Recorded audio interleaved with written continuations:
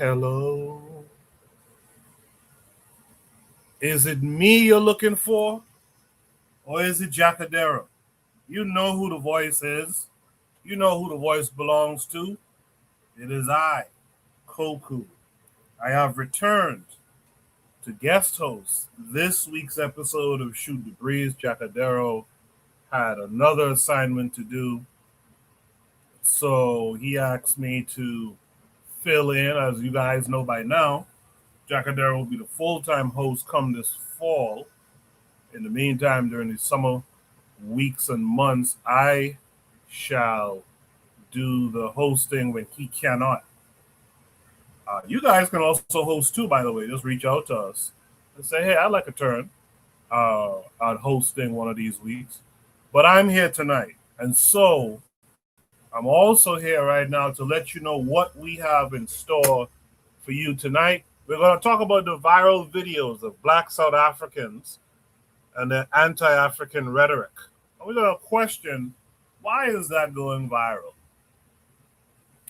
We're also going to look at a past, sorry, we're going to look at a past American president in a recorded phone conversation saying that Africans can't run things. Of course, you see the thumbnail for tonight's episode, so you know what we're going to be talking about tonight. We'll be talking about some truthful shots fired. That's how it was put up there, but I'll tell you that the background, we'll go over it, is the Rick Chow murder trial that recently unfolded this past week with a not guilty,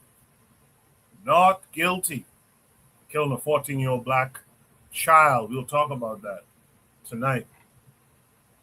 We're also going to talk about, are you getting prepared? Why is that question coming up? Because you have been warned. We'll show you the warning. And last but not least, we're going to ask, do you know about the NATASHA trend in China? So we're going to talk about those things tonight. I'm glad you guys are here. I see Trigger Happy in the chat saying peace, peace. I'm guessing Trigger Happy and the others who are out there can hear my voice. Drop a 1 if you can for me. Drop a fire emoji if you're excited in your anticipation for the conversations that we're about to have tonight. If you want to join the panel, just click the link pinned to the top of the chat. Also pinned to the top of the chat, pardon me, is the link to the Discord.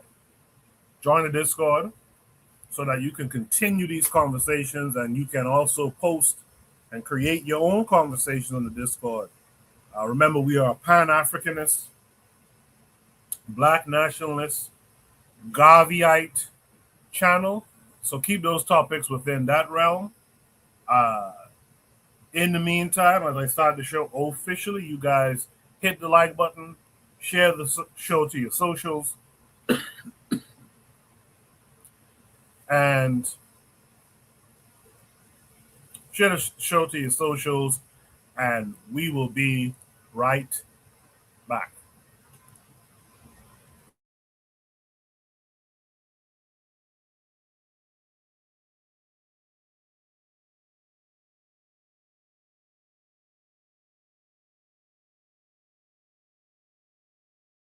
You are listening to the Bitter Medicine Podcast on KWAC Radio.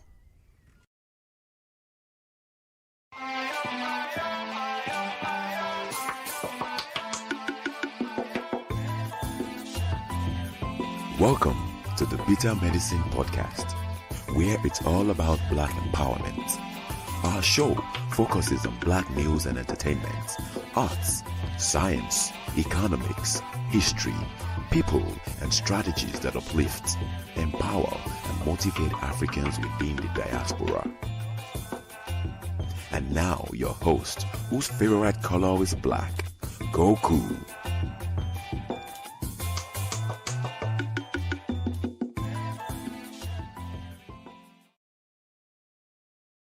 Welcome back to the Bitter Medicine Podcast. I am your host, Koku. Just want to remind you guys before we get the show rolling that this show is part of a podcast network called KWAZ Radio. There are other shows on the network you are invited to tune into. This is D Webb with the Harsh Reality Podcast, asking you to tune in where we tackle the news of the day that affects our community, only on KWAZ Radio. Peace, family. This is Oni, inviting you to listen to the Pro-Black Perspective, where black problems are addressed with black solutions. Greetings, fam. Tune in to The Learning Curve with me, the revolutionary matron on KWAZ Radio. You are listening to the Bitter Medicine Podcast on KWAZ Radio. Also, remember to, man, I don't know where this cough came from. Just as I was about to start the show. Sorry about that. Also, make sure to support Brother Bakari, the BBN Network. Support the matron. Support the matron. The matron has been doing her thing, reading these different selected books. Most recently, she was reading Forecast's book. So make sure to support Forecast as well in his endeavors.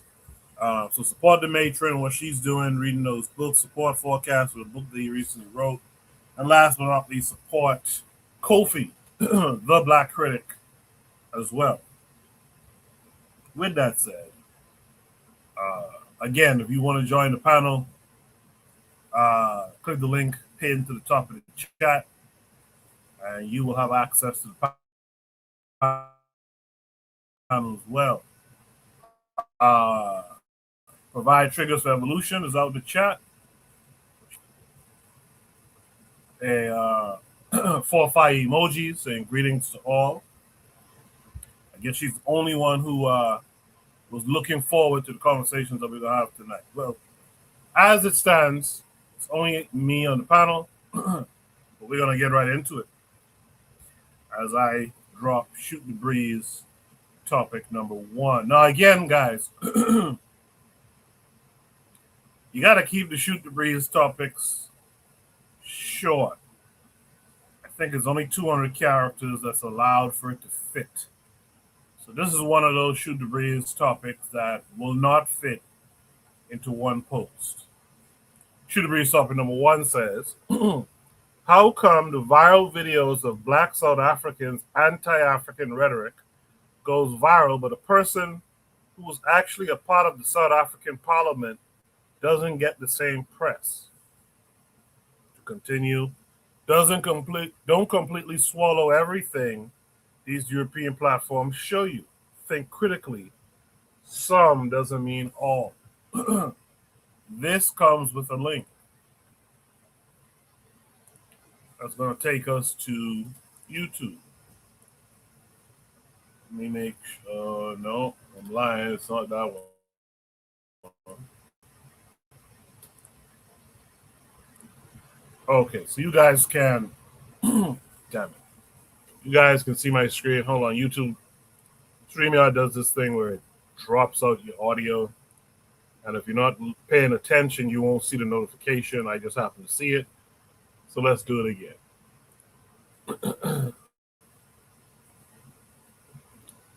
All right, so you guys can see my screen. We'll play the video. It's a short, so I might play it more than once. And then we will discuss it. Repeated waves of anti-African violence in South Africa itself, where migrants from Zimbabwe, Mozambique, Somalia, Ethiopia, Nigeria, Malawi, Congo, and elsewhere have been attacked, displaced, looted, and killed. We must say clearly, this violence can never be justified. An unemployed South African and an unemployed Zimbabwean are both victims of the same global system of inequality and exploitation.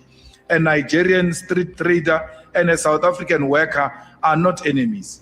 A Somali shopkeeper and a township resident are not enemies. The true enemy is the system that keeps African people poor, while a tiny elite accumulates wealth. Thomas Sankara taught us that imperialism often occurs in more subtle forms. Part of that subtle imperialism is teaching Africans to fear one another instead of confronting the structure that exploits all of us collectively.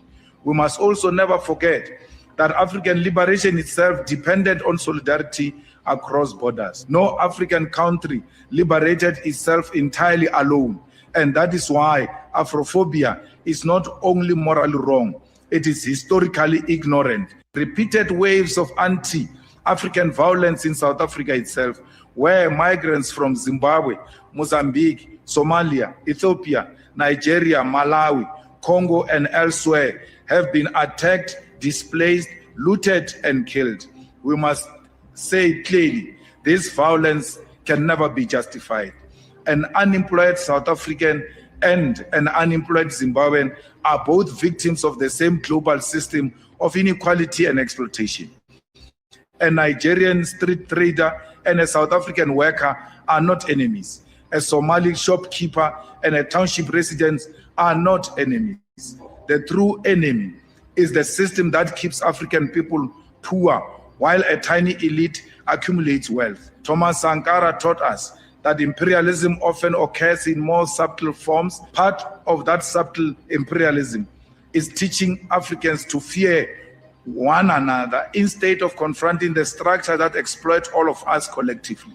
We must also never forget that African liberation itself depended on solidarity across borders. No African country liberated itself entirely alone, and that is why Afrophobia is not only morally wrong, it is historically ignorant. Repeat.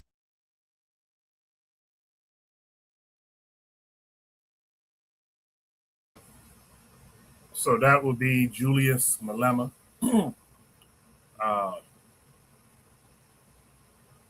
Speaking on the situation in South Africa. I know, honestly, I had about 5-6 more different videos I could have put up under this prompt, but I didn't want the first prompt to weigh down the rest of the show. But I don't know if you guys have seen it. If you have, drop a 1 for me in the chat. But you got South Africans getting upbraided about going after Chinese people in South Africa. You have that woman who was leading the Zulus to carry out these attacks. You have her in video stuttering and copping pleas and begging for these Indians and whatnot to hire just their people and not foreigners. And an interesting thing came out in that too. One of them fellas, I think it was an Indian guy or Chinese guy. No, I think it was an Indian guy. He was like, listen, we don't mind hiring the locals, but the problem is on Monday.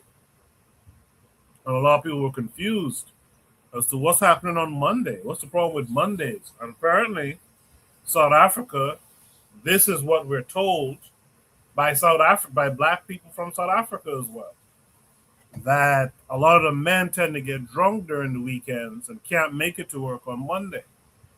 Whereas these foreign blacks, at least foreign to South Africa, blacks or Africans, they are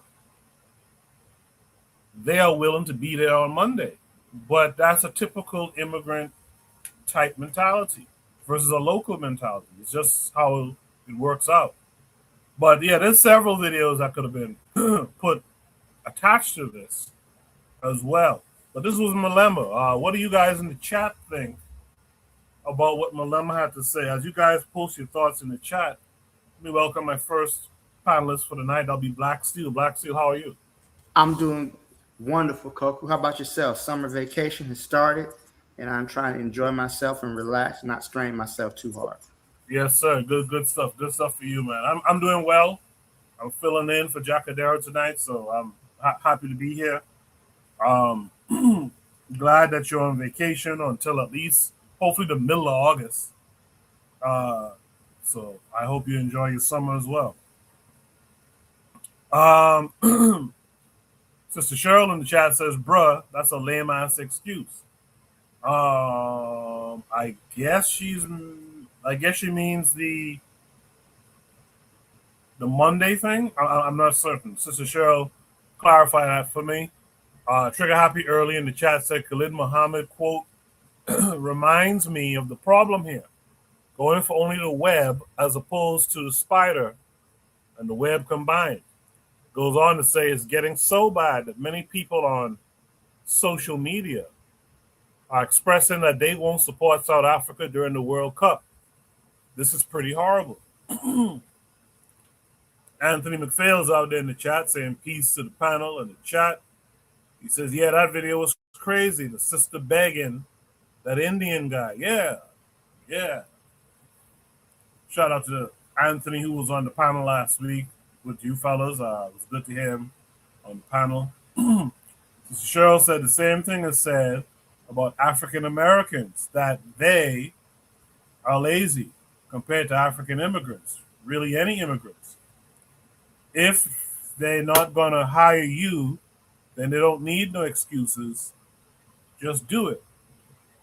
I get what Sister Cheryl is saying, but I will say that even in, let's say in my home country, right, there's folks who will jump on a raft, a tiny sloop or something, come to my country, and they're doing the jobs that honestly most Bahamians wasn't really checking for. Most folks who are local to a place, they're trying to do, how do I put it? They're trying to they're trying to do the mainstay or mainstream type of jobs. The little small jobs that, a person who's desperate, which is basically kind of what an immigrant is, oftentimes. Not all the time, but oftentimes. They're coming there, if they see that they could sweep some fucking steps or shovel some snow, they're going to probably go and try to do that job. That's just what it is. In South Africa, you could be right. It could be an excuse. But I've seen and heard South Africans say, native South Africans say, yeah, the men get too drunk on the weekends. They don't want to show up at work on Mondays. Are they lying on their own selves? I don't know. You know what I mean? But Black Seal, did you get to see the video that was played earlier? I did not, but I've seen some of the videos. Is it about Malema calling for unity and whatnot? Yeah. Okay. Yeah. Man, I think we've gone too far already, man. They've already killed 5 people. Have already died in South Africa. From 5 people from Mozambique have been killed by these mobs. I think that we've really gone to the point where somebody has to be held accountable for this. Whoever is inciting these riots, they need to find a name, and somebody needs to be punished for this, because an example has to be made. And this is really lowering Africa's status among the diaspora and on the continent as well. It's just a tragedy. And we talked about it last week. We talked about whether or not you would leave or not. And I said leave, because it's about to get to Rwandan levels of violence. And I don't think we're there yet, but it's definitely heading in that direction. Again, people have already been killed. People have been beaten. Where's the authorities? Where is the law enforcement in South Africa? Why are these people allowed to incite riots and literally brutalize people who are in your country? Not even illegally. These people are legal. They have passports. They have work visas. And they're just allowed to just come and just brutalize people. And this has really put a stain on South Africa's legacy, their connection with other African people, and just, I don't know. It's just really sad. This woman begging for a job. I mean, of course she's gonna beg for a job because Black people in South Africa don't run anything. The only thing they can do is beat up the lowest class of society. You didn't see this type of violence towards white people after they legit go around and shoot in the Soweto massacre, the Sharpsburg massacre. You don't see Black people doing it to white people, South Africans, ever. But yet here you are, people who come to this country looking for a job, looking for employment, however you may feel about them, right? They're there, they're doing a service, and your response is to brutalize, kill them, beat them, drive them out the country. It's really sad. They might be too far gone at this point. I mean, I believe in triage, don't save her. She don't want to be saved, It's just something to see, really. And it's just, again, we still falling for the same tricks again. Same trick-o-knowledge, same old tactics. We're still falling for them. And, it's just sad to see, really. It's really sad. Black people, we have regressed socially. We regressed in our struggle politically, economically. We're just really falling behind. And sometimes it's just really sad to see. There's nothing to celebrate. Whoever is celebrating this needs their ass whooped, and South Africa needs to do a better job protecting the people in their country, whether they're citizens or they're on a work visa. They got to do something better. Yeah, you asked a question. Thanks for that, Black Steel. You asked a question of where's law enforcement? And in some of these videos, I swear I see law enforcement walking with the Zulus as they're carrying out these attacks, which is wild to me. So it's not really wild because you think about even our history, right? Who was most of the time the lynch mobs in America couldn't really do anything without the support of the police. Yeah. So it kind of tracks. That's kind of, the reason why it's wild to me is because clearly then the government is, a so-called Black government is involved in this. I don't know if you guys saw, and I said I could have added more videos to this. There was a video where the Zulus were, and I keep saying Zulus because that's what they identify as. They were parked out in front of an embassy. I want to say, was it the Mozambican embassy? They were parked out in front of an embassy, and they was like, "Trust us. The law enforcement can't handle us. If we decide to do something to y'all, law enforcement and all can't handle us." My thing is, where's that energy for white folks? Where's that energy for the ball? Where is that energy? If y'all took up that energy, and the majority of the Black folks in South Africa took up that energy, and not just South Africa, anywhere where there's like a majority of Black folks. If y'all, it was a Somalian embassy. Thank you for providing triggers for evolution. Like, where is that energy? That we gonna run this thing over, and we gonna do this on our terms. So in the chat,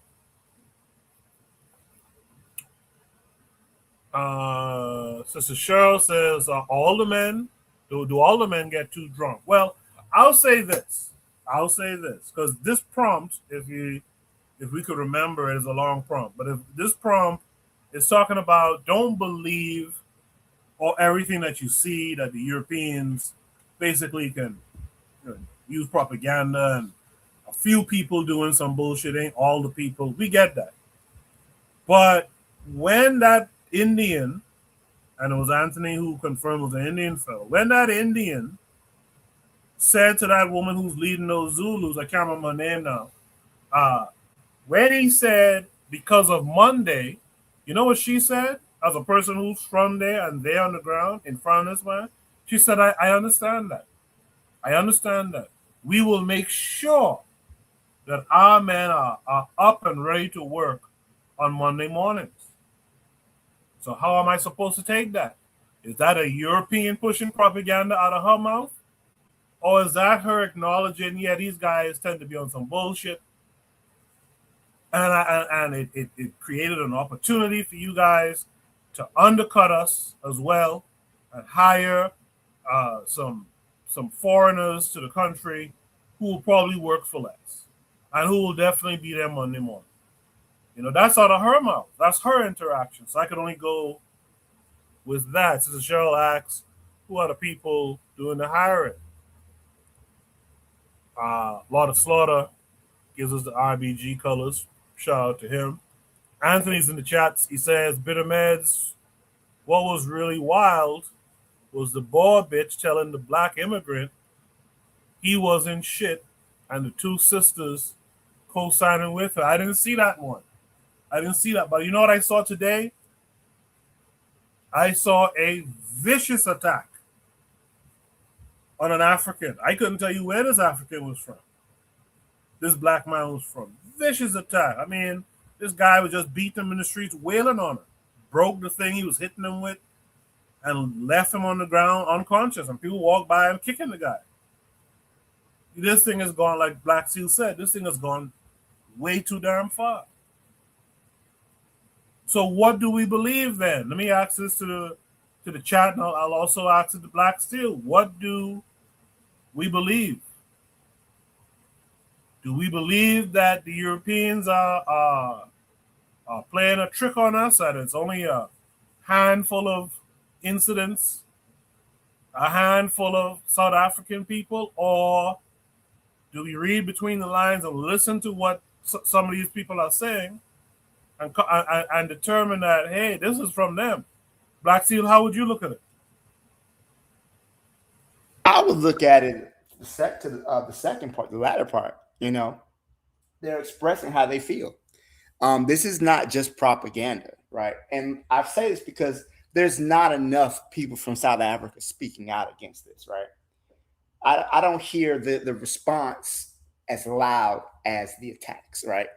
So you have mobs of people attacking citizens. Attacking people on your streets of your country. I don't see the response equivalent to that. Like, I don't know, where is their equivalent of the national? I'm not talking about police at this point. Where is the equivalent of the National Guard? If there was something like this happen, the National Guard would be called out in many cases. I can't say it, but in where's the equivalent? We got to understand too, man, that even though many black people may be quote unquote freed physically from oppression, the shackles in their mind have not yet been broken. Many of these people see the white man as next to God, right? And that is definitely an influence of Christianity. And many of these South Africans are Christians, right? They see the image of Jesus. They see him as next to God. So they're not going to challenge white people like that. They're going to be very polite because the white man is next to God. When you go to church, that picture of Jesus on your wall, it's a white Jesus. That Bible you open up, you thumb through the pages, everybody in that Bible is white. So when you already, in your mind, you've already surrendered to the white man mentally. So physically, you're not going to oppose him. Whereas your black brother, oh, well, he's just another black person. Who cares? So, this is just kind of where I'm looking at it like this. I believe these people have been beaten down and oppressed so long that they've never really freed their minds. And that's why they feel this desire to beat on and brutalize other black people. Appreciate that, Black Steel. Let me just put the prompt back up for a second. Again, please limit the length of these prompts. It says, how come the viral videos of black South Africans' anti-African rhetoric goes viral, but a person who was actually a part of the South African parliament doesn't get the same press? Don't completely swallow everything these European platforms show you. Think critically. Some doesn't mean all. Shout out to Daily Affirmations by Pauline. Sister Cheryl says, who controls the media? If you know who controls the media, why are we questioning why there isn't more of an outcry from the locals? That's not a bad point, and I guess that ties into the original prompt, which is they probably don't go and talk to a large swath of locals to get their opinion, which would be, hey, we condemn this shit. I get that. But we live in a time of social media too, where we are the media as well. And the way my algorithm is set up, I think I would see a lot more of regular folks saying, hey, this is not us. You know what I mean? I hope I'm wrong. I really do hope I'm wrong, but you know, I can only go with what I see, and what I see doesn't make me feel too comfortable. You know, who's funding it? I saw some folks mention could be Israel. You know, uh, Provide Trigger says hopefully South Africa will not become another Rwanda, as 1994 was significant for both Rwanda and South Africa for different reasons. Trigger says many people say they are not part of that Afrophobic group. Where is their voice in this against these Afrophobes? So, Trigger is tied into a lot of what's going on the continent. Have you heard? It seems from that comment that you haven't, but have you heard of the locals who are denouncing this behavior in large numbers? You know, let's welcome in Sister Cheryl, who's joined us. Sister Cheryl, how are you this week? Hello. Hi, How's everyone? I can hear you. How are you this week? Pretty good. How's everyone doing? Good. I hear the Sorry, that's my little one. baby. Yeah, that's all right. That's all right. Uh, so, Sister Cheryl, Mhm. you had some commentary in the chat. What say you now that you're on the panel? Um, I'm talking on this platform, baby. Just give me a second. So, yeah, I'm not denying that. Okay, hold on. Hold on. Y'all can just keep going. I'll come back in. No problem. Totally understand. No, So, I'll just say this, man. While Cheryl's taking a quick break, yes, sir. um, it's when you see stuff like this, right? We all know that black people don't really control the media apparatus of the state, right? But again, people have already died in this situation. Um, and the people and the killers have names and addresses. So where's the outcry? Where is the outcry from the people who aren't doing it, who don't believe in this, right? Where are these people who don't support this nonsense? Again, I'm hearing a lot of, this why don't pay attention to the media. But again, people have died, and more people are going to die. Remember, they set a deadline for June 30th. What happens July 1st when they're not gone? You know, who's to say this is going to get any? It's not. First of all, it's not going to get better, right? I just kind of feel like this just something overall that the people of South Africa are just, in my opinion, too lackadaisical about. And again, this is not the first time they've had this issue, but again, it really blew up around the time that South Africa accused Israel of genocide, right? And one thing is that the Israelis good at is they're good at sowing division. They're good at all these issues, causing problems internally. I don't want to excuse that, but they got to be better. Like, again, intellect, man. You have to use your brains, and we're regressing. I'll let Cheryl speak. Go ahead, Sister Cheryl. Yeah, so not just what's happening in South Africa, but I kind of see like I think I think everybody sees recurring like issues. Like what's going on in South Africa is not too different from what happens to any population of Black people when they are in a country that is economically dominated by the people that are not the original people. So, am I saying that there are not things, that African people do to each other that they shouldn't be doing? Yeah, the murders and all that. Of course, there's going to do that. Like, I would never deny that. And I think Black Steel did touch on that, and the reason why those things happen is because of Christ's insanity.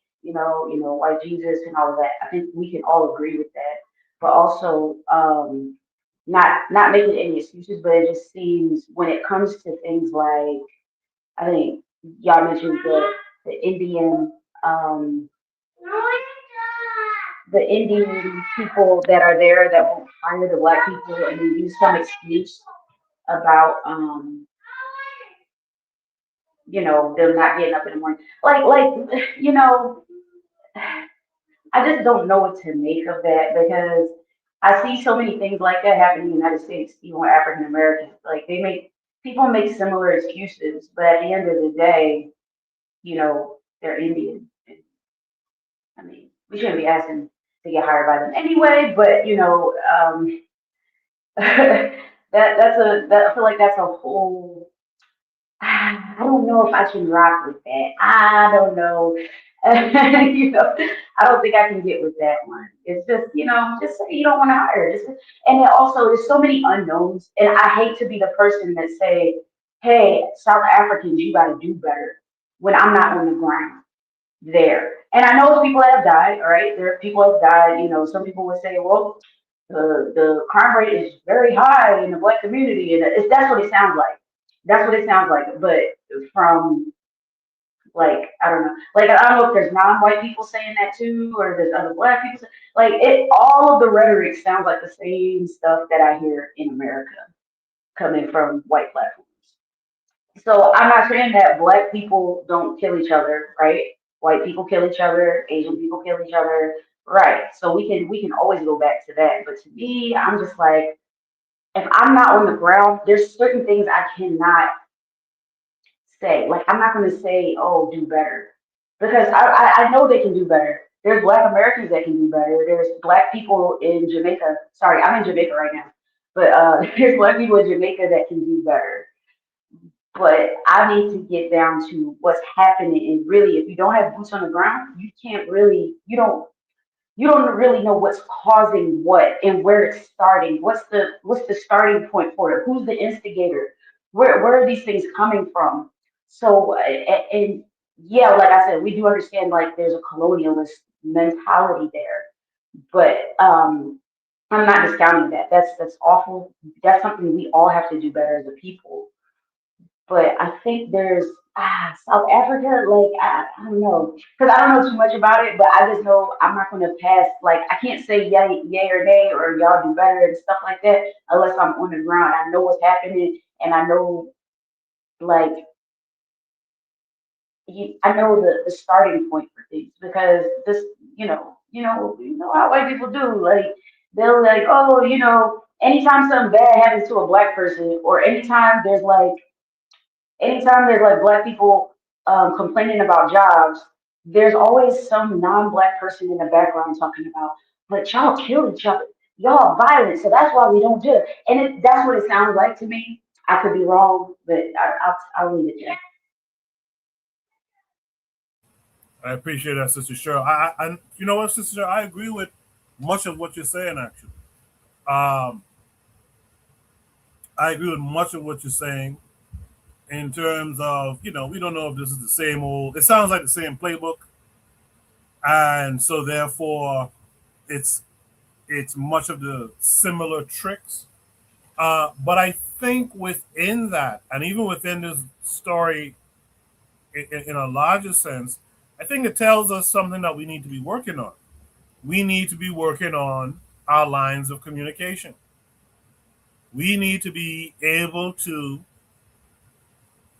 talk to people on the ground who are there and not just the media snippets that are being put out. Now, I will say also that I haven't really seen South African media, official media talking about it. I've seen social media talking about it. and showing clips of things that are going on. But you're right. I think we do need to have better lines of communication so we circumvent the European influence. At the same time, I'll say that I think it was Black Steel who said it earlier, and some people agreed. When we say in this instance that Pan-Africanism is regressing, I think one of the problems that's happening here, I think this is a direct assault on Pan-Africanism. I think the people who are financing this and backing this, they're doing this to break down any kind of solidarity, unity, whichever word you want to use, amongst African people on the continent. They've successfully done a lot of it out here in the West. Let's just be real about that. In this Western hemisphere, they've successfully, or pretty much successfully, done a lot of it. I mean, there's a lot of pushback going on, but we see the biggest group that has the most access to media is becoming more and more anti-African. And again, there is not it's not NBC, ABC talking about it. It's the regular folks on social media pushing it. And it's spreading. I saw a guy say the other day that Jamaicans are not Africans. They are something else, Taino or something. And I'm like, come on, what do we do? What are we doing? So we do have to question these things, question everything. Before I welcome in our next panelist, I'm going to just read some messages from the chat. Trigger Happy says, trying to look through South African social media. They have their Pan-Africanists and their progressives, but you could argue that it is not as loud enough as these Afrophobes. Trigger goes on to say, I feel like there's a small sense of sympathy that, quote unquote, well, Nigerians do actually do these criminal acts and problems, added to the fact that they don't really control their media. Lord of Slaughter says they are embarrassed and they aren't as seasoned as us in the Western Hemisphere. You have to distance yourself from things that make you look bad. Trigger says, we all pretty clear that the instigator is no one black. The concern is that the response is not really strong enough if there isn't collective Afrophobia. Culture Education says, shout out to Dada Ama calling in from JA. Shout out to Dada Ama calling in from JA. Trigger says, and with that decline coming up, it's getting really worrying how that country is going to look, it seems. Provide Trigger says SABC has been covering. I'm not familiar with SABC. Can you give me a little bit more information on that? Lot of says South African Broadcasting Company, I'm thinking. Oh, okay, yeah. Quick thinking on your part. Good job. Gold star for Black Steel. I didn't even consider that. I'm more than just a pretty face, Koku. What can I say? True. Okay, I got it. Lot of Saul says yes, it's a direct attack on Pan-Africanism. Okay, so those are some opinions from the chat. Let's welcome in our brother. I haven't been on the panel with him in a long time. Let's welcome in brother Anthony to the panel. Anthony, how are you this week? Hey, what's going on, brother? How you doing, bro? Yes, sir. I'm good. Thanks for coming. Yeah, okay, man. Peace to everybody on the panel. Peace, Black Steel. Peace, Sister Cheryl, and everybody in the chat, man. Yeah, Black Steel is kind of like we picking up from last week, right? We was talking about this whole South Africa thing. Yeah, I remember. And yeah, and right, I have been checking out a little bit of SABC. Sometimes you can't even trust those media outlets, but SABC, they basically been like playing like a neutral role in it, man, from what I've been seeing. And I think I was looking at episode of The Big Debate the other night, man, and I went to sleep on it, man, because it was after the show. It was after we had did the show, and I wanted to check out a replay of The Big Debate where they was talking about the xenophobia or the Afrophobia, as it's being called now. But Koku and the panel, y'all look at this is an old playbook, like you said at first, Koku. Now think about this right now. I'm gonna just use some examples. Like What are some of these FBA talking points here? I'm gonna start with my family right here. The FBA thing. What happened? You know, these black immigrants coming from the Caribbean or coming from Africa, taking our jobs, you know, replacing us as actors. You know what I'm saying? They trying to have these new black immigrants, you know, who like only number about 4 million against our 45 million. You know, they trying to say what they trying to take out. They trying to replace us with these black people. You know what I'm saying? It's the same old thing. So what happened?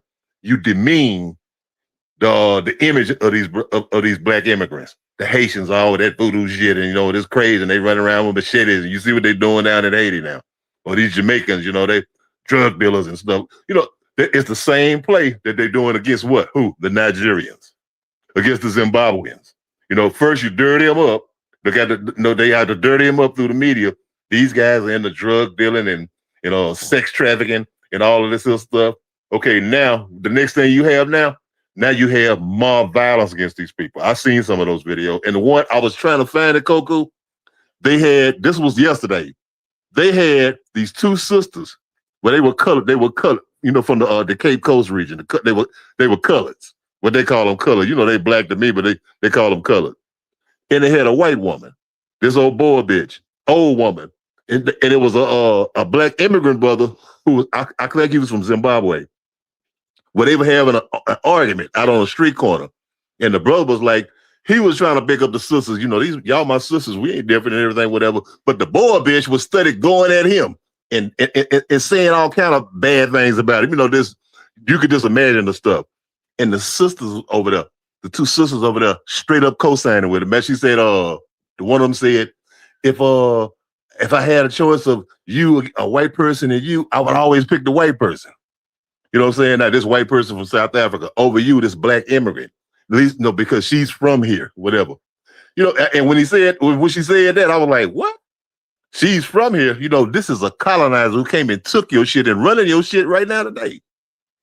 You know what I'm saying? And I was just appalled, you know, and the brother, he seemed like he had, you know, Pan-Africanist leanings and everything. We brothers and sisters, you know, talking about us and the black people and the black people of South Africa. And they didn't want to hear nothing that he had to say. You know, that's the comment that I was shooting. I shot to you, Coco. Yeah, I seen it yesterday, and I was just like, man, what is it? I said I need to look deep. I'm saying like, because you seeing too much of this. I'm like, is it how a lot of people feel? You know, what about the Pan-Africanists? You know, the brothers and sisters who are against this. You know, I think about Andile and Jatima and them, and you know, sister what's the sister name?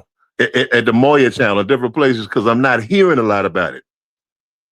But I don't know, man. It's well, number one, definitely it's from the top. You know, this is being orchestrated. It's being orchestrated. Now, just think of this, Coco. I'm gonna wind it. Just think of this. You live in a country of plenty. You know, I mean, a country of plenty. This country is rich. You know, I mean, it has natural resources, mineral wealth. All kind of wealth. You know what I'm saying? It's basically like a United States in Southern Africa, you know, like an America down there. But you got the majority of the people who don't have nothing and living, you know, pretty much a little bit above the poverty line. You know what I'm saying? Even after the end of so-called apartheid, no, we know apartheid ain't never ended, because apartheid still is economic apartheid. They got rid of the cosmetic thing, but it's economic apartheid, because white folks still run the economy, control the natural resource, the mineral wealth. Black people don't run a goddamn thing in South Africa. Nothing but their mouth. That's all they run. You know, your elites in the government or whatever, who, you know, they get broke off something, but they don't give a damn about their own people. You know what I'm saying? And they benefit from, so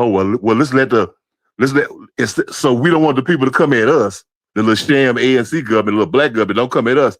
Let's blame it on who? We got to find a scapegoat. Blame it on the immigrants.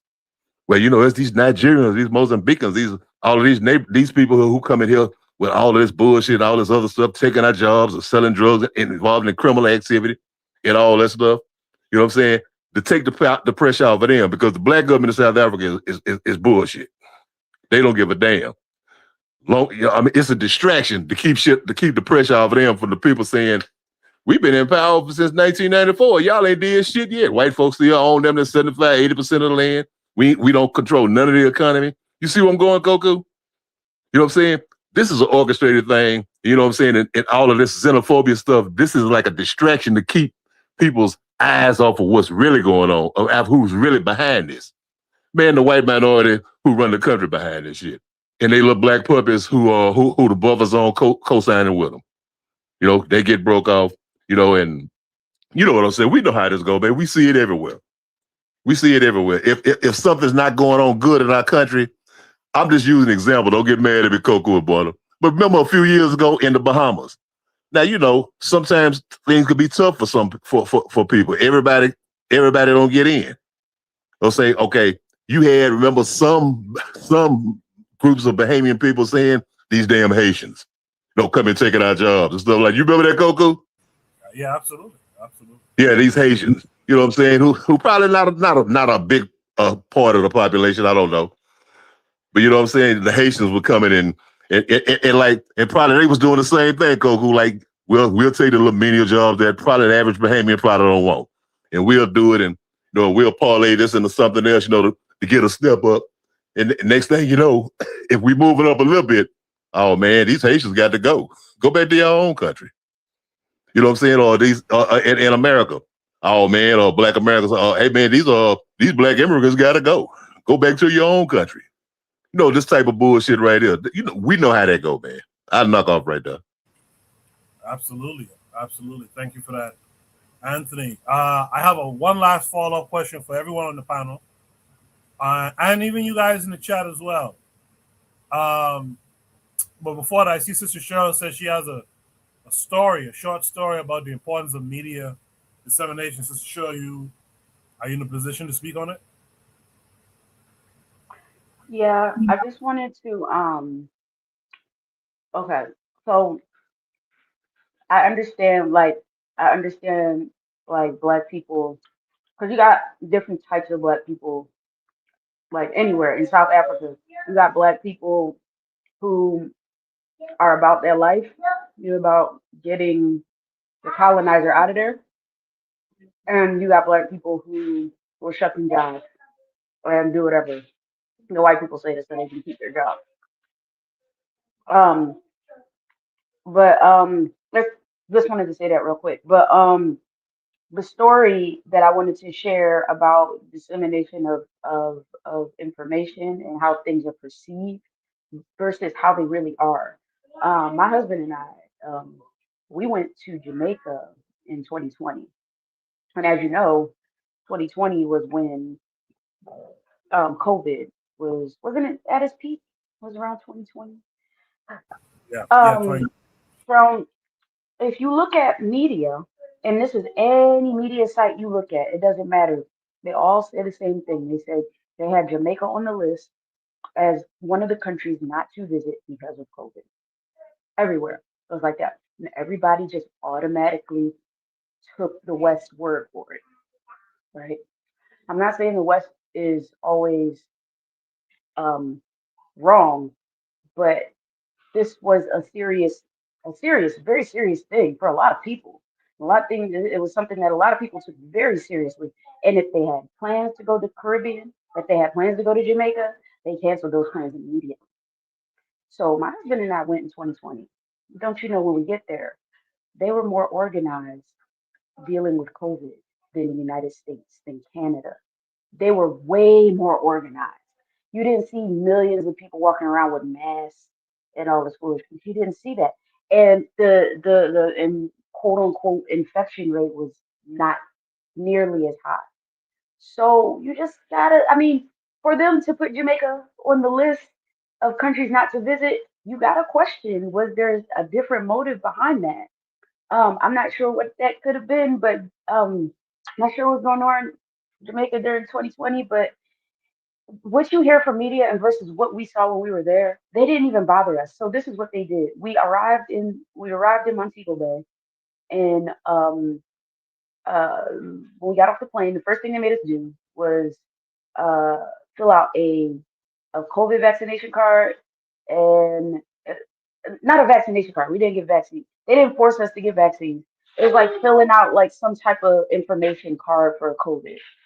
And they beeped us on the head with a thermometer or whatever the thing they use, and that was it. It was done, and you was in. It was no commotion to get through immigration. It was none of that. It was nothing. So I don't know, like they really be trying to scare Americans, and Americans are scary. And Americans, Westerners, they're scary. Any anytime something like this happens, they get scared. And the first countries they choose not to visit is the black countries. So you just gotta even if you are scared, just know this is why it's good to know people, know your information. Don't listen to these media sites 100% because COVID wasn't even it wasn't nobody dying from COVID in Jamaica. Ain't nobody wearing masks, ain't nobody vaxxed up, ain't nobody doing none of that. They was just walking around like it was a normal day, normal people. Like you saw a couple of people with masks on. But I guess my point is that you gotta take stuff with a grain of salt. You can't just believe everything off rip. Like you can't. You absolutely cannot. Because for the outrage that they were having over Jamaica during COVID, it should have been like hell getting through customs, and it wasn't. It was quick and simple. It was the simplest thing I've ever done. So I just wanted to just put that out Appreciate that, Sister Cheryl. Really quick in the chat, Provide Triggers for Evolution mentioned Moya did an interview with a Kenyan-based platform on this matter.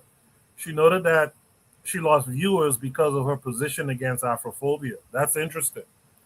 Trigger says Moya is great, but following her as she is a South African Pan-Africanist. She is someone I would say who battles Afrophobes weekly. So that's good to know. Trigger also in the chat, you guys watch the playback. There's a link he dropped for her channel, so make sure you guys check it out. I know I'll be checking it out more closely now as well. KW Don 7 gives us a super chat. Appreciate that, KW Don 7. He says the Africans in Azania will have to go right back into apartheid 2.0, much like the FBA ADOS flunkies will have to go right back into Jim Crow 2.0. Then maybe they will learn, but I don't think they will. Unfortunately, thank you. Appreciate the super chat from KW Don 7. My final question, follow-up question before we move on to Shoot the Breeze, topic number 2.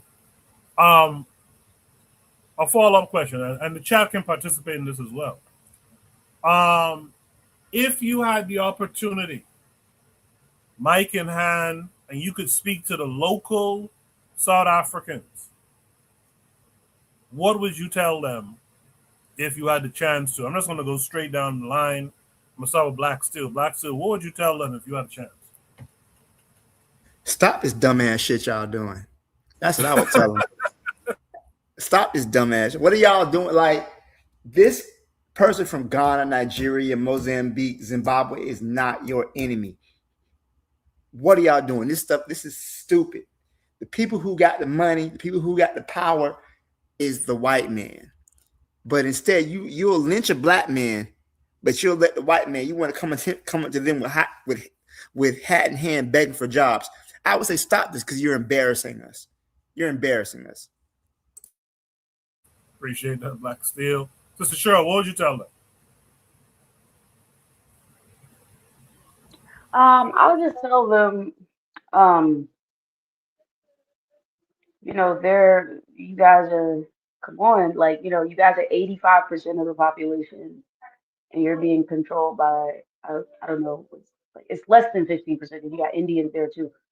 Y'all being controlled by such a small population. And in the West, we have the opposite problem. Like we're less than 15% of the population in this majority. And it's just like to us without a critical lens, to us, we see that your nation is dominated predominantly by your people. Different ethnic backgrounds, but y'all all black people. What's going on? Like that would be, I think I would have more questions than more so telling them what to do because all I see, it's just chaos. They've allowed things to go so far that I don't know what they can do. I'm sure there are things that they can do. But it's it's shameful in a sense. It's sad in the sense that such a small group of people, these Dutch people and these Indian people, and they can dictate whether or not y'all can get jobs or not. It's ridiculous. Like we need to do something. We need to. I don't know what the beef is. I mean, there's always been little squabbles here and there. People got these squabbles, but to allow these non-black people to escalate, and that's what they're doing. That's what they're known to do, is to escalate tensions that people already have in said nation. Okay, because people are going to have their squabbles. They're going to have their little things, but for it to escalate like this is definitely the it's definitely those other folk, and we need it's this is the time y'all need to start. Come on, start waking up, start doing what you got to do, because I know some of them got the spirit to do it, but it's getting the numbers of people to do what they need to do. So I don't know, I'll just give them some encouragement, like stop fooling around, lollygagging, because it's not looking good. Appreciate that, Sister Cheryl, brother. Anthony, you had a chance to speak to the local South Africans. What would you tell them? Basically, I would Coco, I really wouldn't tell them nothing. I would want to get what a mindset. I would find out what a mindset is. I want to ask them questions. Where's this mindset coming from? And that this mindset of the harming another black person, another African, you know what I'm saying, of your brother, your sister, as opposed to doing harm to the motherfucker that controls your life. You know what I'm saying? And I think it's just the answer would be pretty much like had heels here. It places in similar situations, I can't do nothing against them, so I'm gonna do it against a black person. You know what I'm saying? The low hanging fruit. I mean, that type of mentality, that type of bullshit. But yeah, I would ask them about the mindset. I mean, where is it? I mean, where do you arrive at this point? Let's go out and kill some other black people. You know what I'm saying? Instead of aiming that anger at the people who control your country and run your economy and run your life. That's pretty much what I'd ask. And yes, I'm glad somebody came up with it was a sister in Ezekiel's wife, man. I was actually on a panel a couple of times. And but I hadn't been following her too much lately, on this thing, I've been busy too. But yeah, it's in Ezekiel's wife on the Moya channel, man. And I'm gonna check her out, man, to see what she got to say on it. But yeah, that's what I do, Coco. I would ask a question. Why? Why not at the real enemy? Appreciate that from all of you. In the chat, Trigabi says, I would tell them to take the Zimbabwe route and stop being scared that you will be alienated by the West. I take that than alienating the continent. Provide Trigger says, evidently, this is not a fight for liberation, but a fight for employment. There lies the difference. Trigger says, because many South Africans, this is continuing his thought, because many South Africans always argue that it's illogical to take that route. This is especially the case when they have the issue of fighting against the white genocide narrative. Lastly, Trigger says, well, either be hated by the West or be hated by Africa. It's their choice, and right now they are hated by Africa. Seems like they don't care. Provide Triggers Revolution says she would ask, how does the concept of Ubuntu apply here? Very interesting. Shout out to Brother Bakari in the chat who says peace and Black African power, Black African family. Man, very good discussion there. Let's move on to Shoot the Breeze topic number 2, though. And this is going to be an interesting one, too. Shoot the Breeze topic number 2 says, Africans can't run things. This is taking us to Instagram. Once again, that thing happened. Sorry about that. This is taking us to Instagram. And let me see, is that it? Yeah. It's taking us to Instagram. So Shooter Reese topic number 2 says Africans can't run things. Comes with this video attachment. We'll play it at least once, of course, maybe twice, and then we'll discuss it. Just can't run things. Now, that's a very, very fundamental point in the international scene. See my point? Oh, boy, you sure see it around this place. Well, yeah, of course you do. You see them. You know, I have mixed feelings. I receive their ambassadors. They change all the time, and I've had in. I love them. They're so kind and so nice. And they're children. Yeah.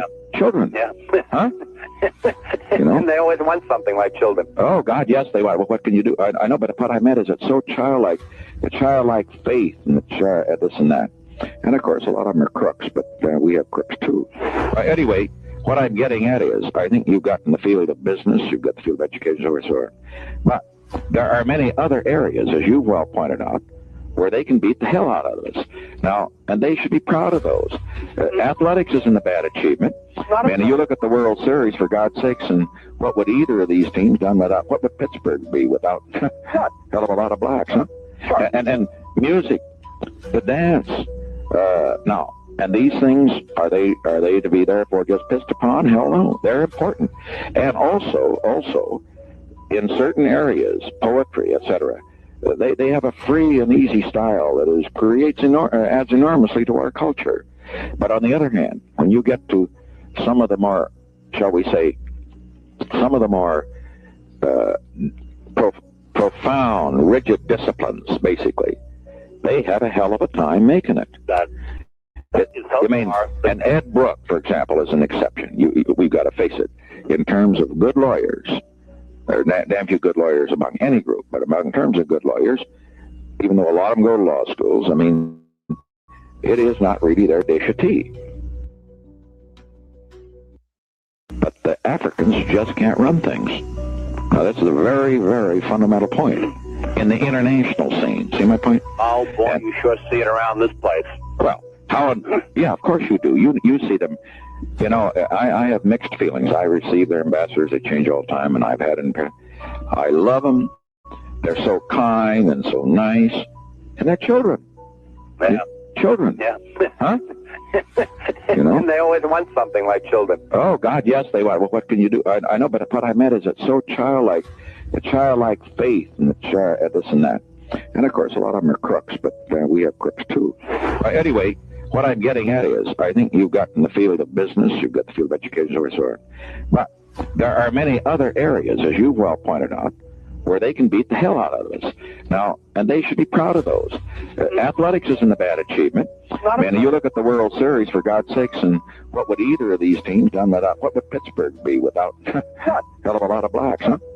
And music, the dance, now, and these things, are they to be therefore just pissed upon? Hell no, they're important.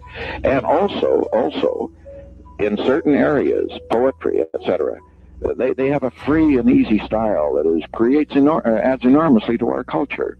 But on the other hand, when you get to some of the more, shall we say, some of the more profound, rigid disciplines, basically, they have a hell of a time making it. And Ed Brooke, for example, is an exception. We've got to face it. In terms of good lawyers, there are damn few good lawyers among any group, but in terms of good lawyers, even though a lot of them go to law schools, I mean, it is not really their dish of tea.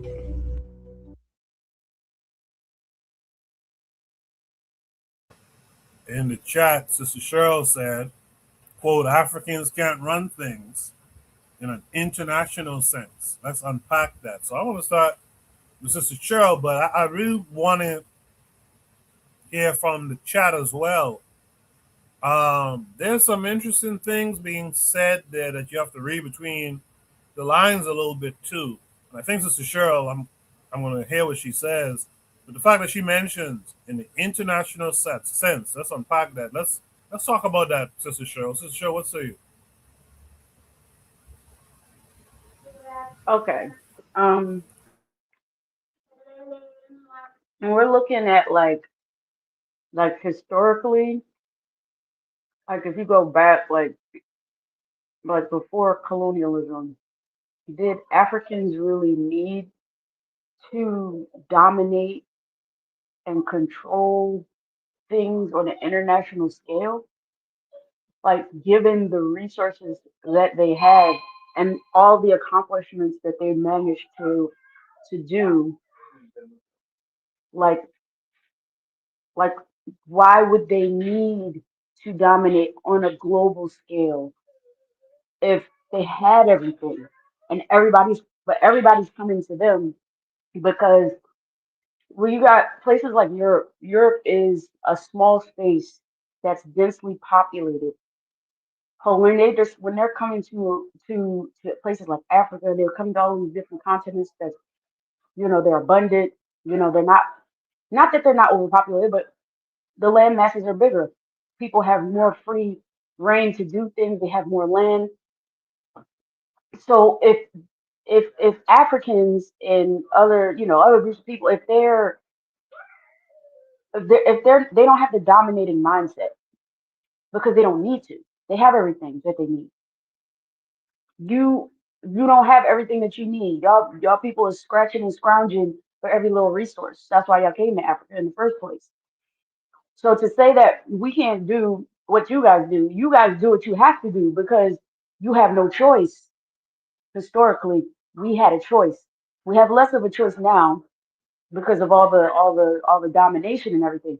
But Black people are not a I'm a travel the world and see all these people and I'm gonna make you bend the knee. You have to bend the knee to me. And if you don't bend the knee, then I'm going to destroy you. I'm going to crush your spirit. I'm going to crush your soul. Black people don't don't do that prior to colonialism, prior to being introduced to their religions and all their crap. Black people don't do this. It's not necessary for us to do it. We don't do it. It's just not in what we do. So he's judging Black people on a European, on the basis of a culture of people that has always scratched the living off of a rock out of a cave. So they have something to prove. We don't got nothing to prove. We got something to prove now because people jumping all in our country and doing crazy stuff and they talking crazy to us and doing crazy things. But historically, before colonialism, we didn't have to do any of that. So there's a context that's missing, and I think you can't talk about a people like this. They did the same thing with like indigenous people in in North America. Oh, they were so nice. They were childlike. They had no problem sharing and stuff like that. They're amazed. Europeans are amazed because where they come from, they have to fight and kill each other in order to sustain. They have to brutalize in order to demand respect. They're they're they're the savages. That's what they had to do to survive, and they think that because they're in power now and they're still in power, that's the way and that's the only way things should be. But if black people just like realize it, like we serious, like you just if we all just came together right now and just kicked all of them out, we wouldn't need nothing for forever, for never. And he's talking about how black people only good at sports. Like, come on, we're only good at sports and entertainment. Those are the driving forces for things in America right now that are driving large economies. But I mean, all the inventions, of course, he's going to skip over that. He's going to skip over all the inventions. Just in America alone, all the inventions, you know what it is. But, like, he's describing black people from a perspective of this is their nature. This is just in their nature. It's not in them to conquer the world. And it's maybe he has a point. Maybe it's not in black people to conquer the world in the way that Europeans do. Because we don't when black people are in their boats and they're traveling from their ancient civilizations and they're traveling all around the world, they don't have to force people to bend the knee. They do their trade like civil, like that's real civilization. Like they do trade with people like civilized people do, and then they go back to their homeland, and that's it. It's really that simple. But Europeans don't see it that way because they're crazy as cat shit. I'll land there. No, Sister Cheryl, I 100% agree with you. That's what I got from it as well. I think he's speaking from this idea that if the Africans are in charge, we won't be allowed to be ruthless. We won't be allowed to destroy, to plunder and pillage. And he's saying that in the sense of, and that's what it's about. It's about running shit, destroying, keeping the foot on the necks. And the Africans ain't gonna do it. They're like children. They want to, I'm sure if you was to ask him further, he'll probably say they want to kumbaya and kind of live in peace and harmony, et cetera, et cetera. And we out here trying to make this money. We trying to win. We don't care about fairness. Remember that was that Richard Sherman fellow. I don't care about fairness.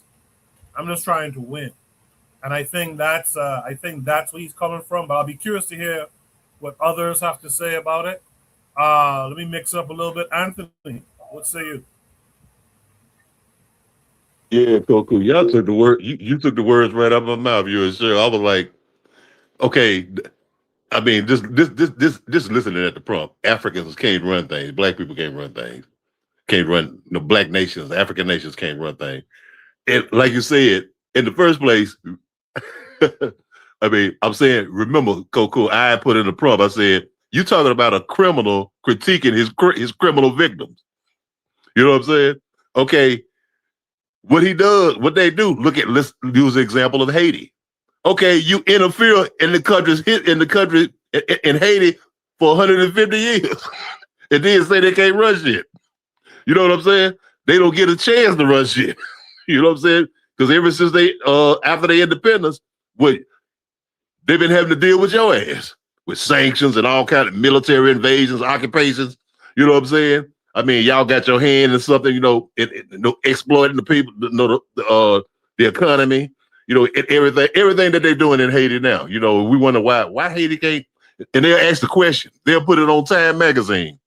Why Haiti can't get it together? They can't get it together because y'all asses keep interfering with their shit. You know what I'm saying?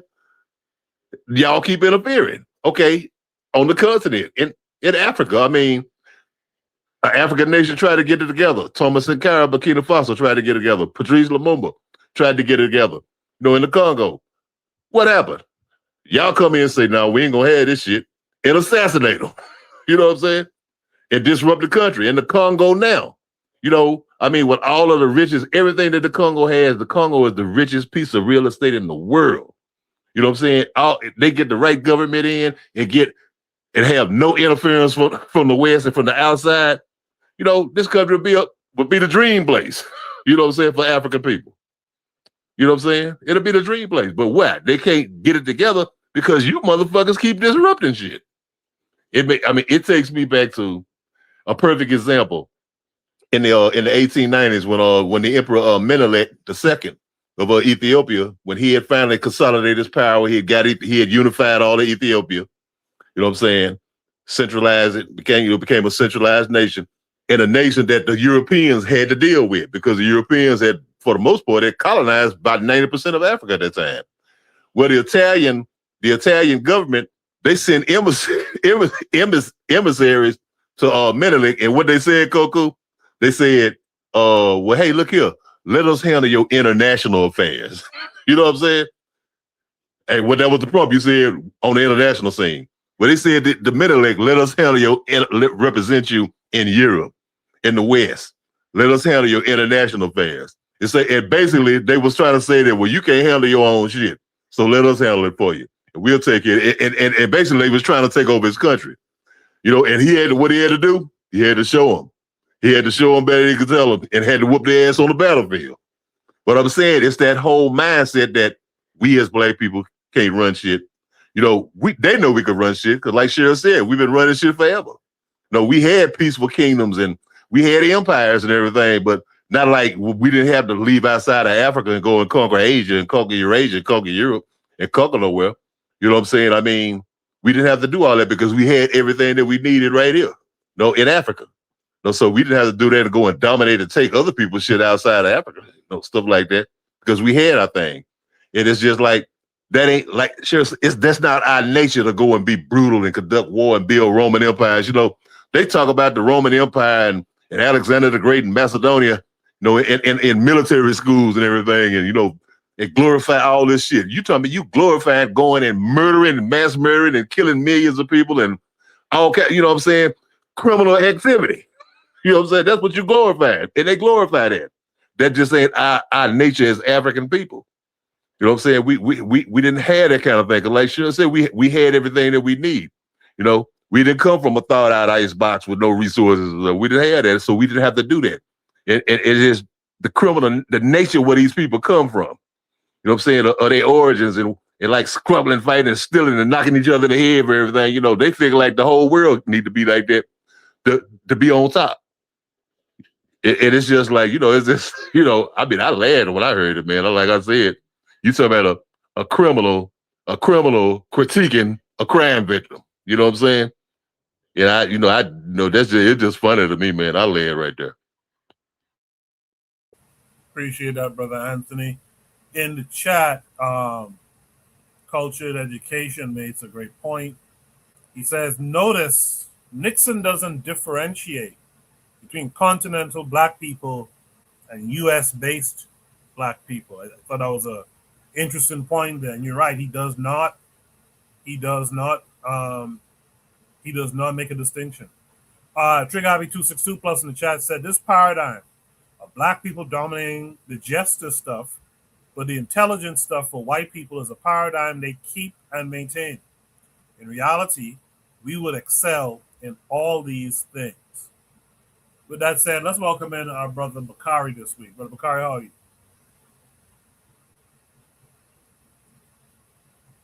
What's going on? What's going on, everybody? Yes, sir. Good to see you, Bakari. How are you? I'm great, man. Can y'all hear me? Yes, sir. Y'all can hear me? Okay. I would listen to what he was saying. I agree with what Anthony said. That's the victim. That's the victimizer, judging the victim. And I also, when him and Cheryl say we were peaceful people. But in all honesty, to live in this world and deal with other people, man, all this peaceful shit is why part of the reason in this position that we're in. Now, we can say what the Europeans did was wrong, and I can agree with that. But everybody have done that. It didn't start with the Europeans. The Mongolians dominated them and treated them the way they treated everybody before they got power to do it to anybody else. So being peaceful and friendly and letting everybody in your country is part of the reason we're here now. Like when Shaka Zulu told the British Army, you can bring your army here. We don't care. You'll never defeat us. Gave them land in South Africa. And they haven't left and been on our backs ever since. So for me, right, they say we're like children. I won't say we're like children, but I did say sometimes we act like children. We act as if we can't do anything on our own. And I know people don't like it when I say it, but I'm just looking at what's going on. How many people do y'all hear bragging on, oh, look what Russia and China are doing for Africa? So then I asked the question, but what are Africans doing for Africans? How many people we are waiting on Russia to be able to defeat America, and then we think we'll be free. But what are we doing here to create our own freedom? What are we doing to create our own liberation? Sometime in order to defeat the people that you're complaining about, sometimes you're going to have to look at them and learn and be able to do the stuff that they do. If they're going to keep their foot on your neck, you're going to have to take your foot off. You're going to have to take their foot off your neck and put your foot on their neck and put your foot on everybody's neck that has chosen their side. Or if not, we still going to be here saying we're peaceful people. They came in with their religions. not just the Europeans, the Arabs, all of them. When we look and we see, even today in 2026, how often do we have to beg people to go past the Arab in the East Indian gas station? But we say they call it a convenience store. It's convenient. It's in our neighborhood. It's convenient for them. It's an inconvenience for us. Because I call it resource extraction. Anthony was talking about the wealth of the Congo. Now look at the wealth of the Black community. We always brag on, man, we got 1 point some trillion dollars. But they come in, they extract the resources and will run you down in the middle of the street and shoot you. Or they will shoot and kill a little black girl, or they'll beat the black women in the nail salon with their sticks. We gonna have to understand, you know what? We have let people tell us something wrong with being racist.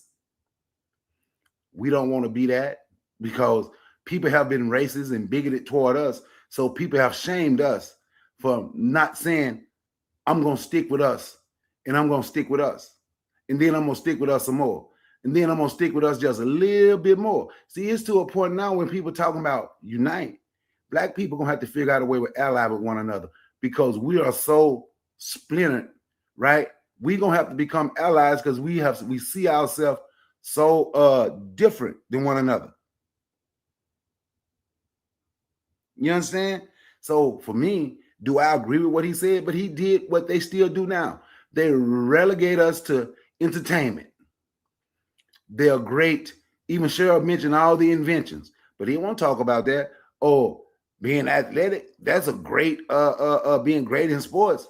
That's a great accomplishment. Where will the Pittsburgh Pirates be without all of the Black players on their team? The music and the dance, yes, that's great, and it adds to our culture. They relegate us to that, and they want to push.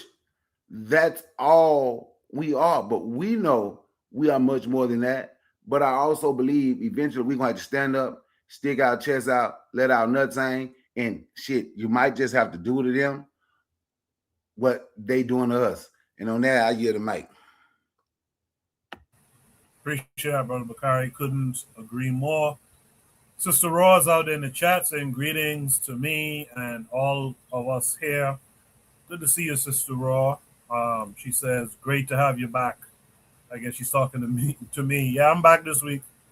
Jacadero had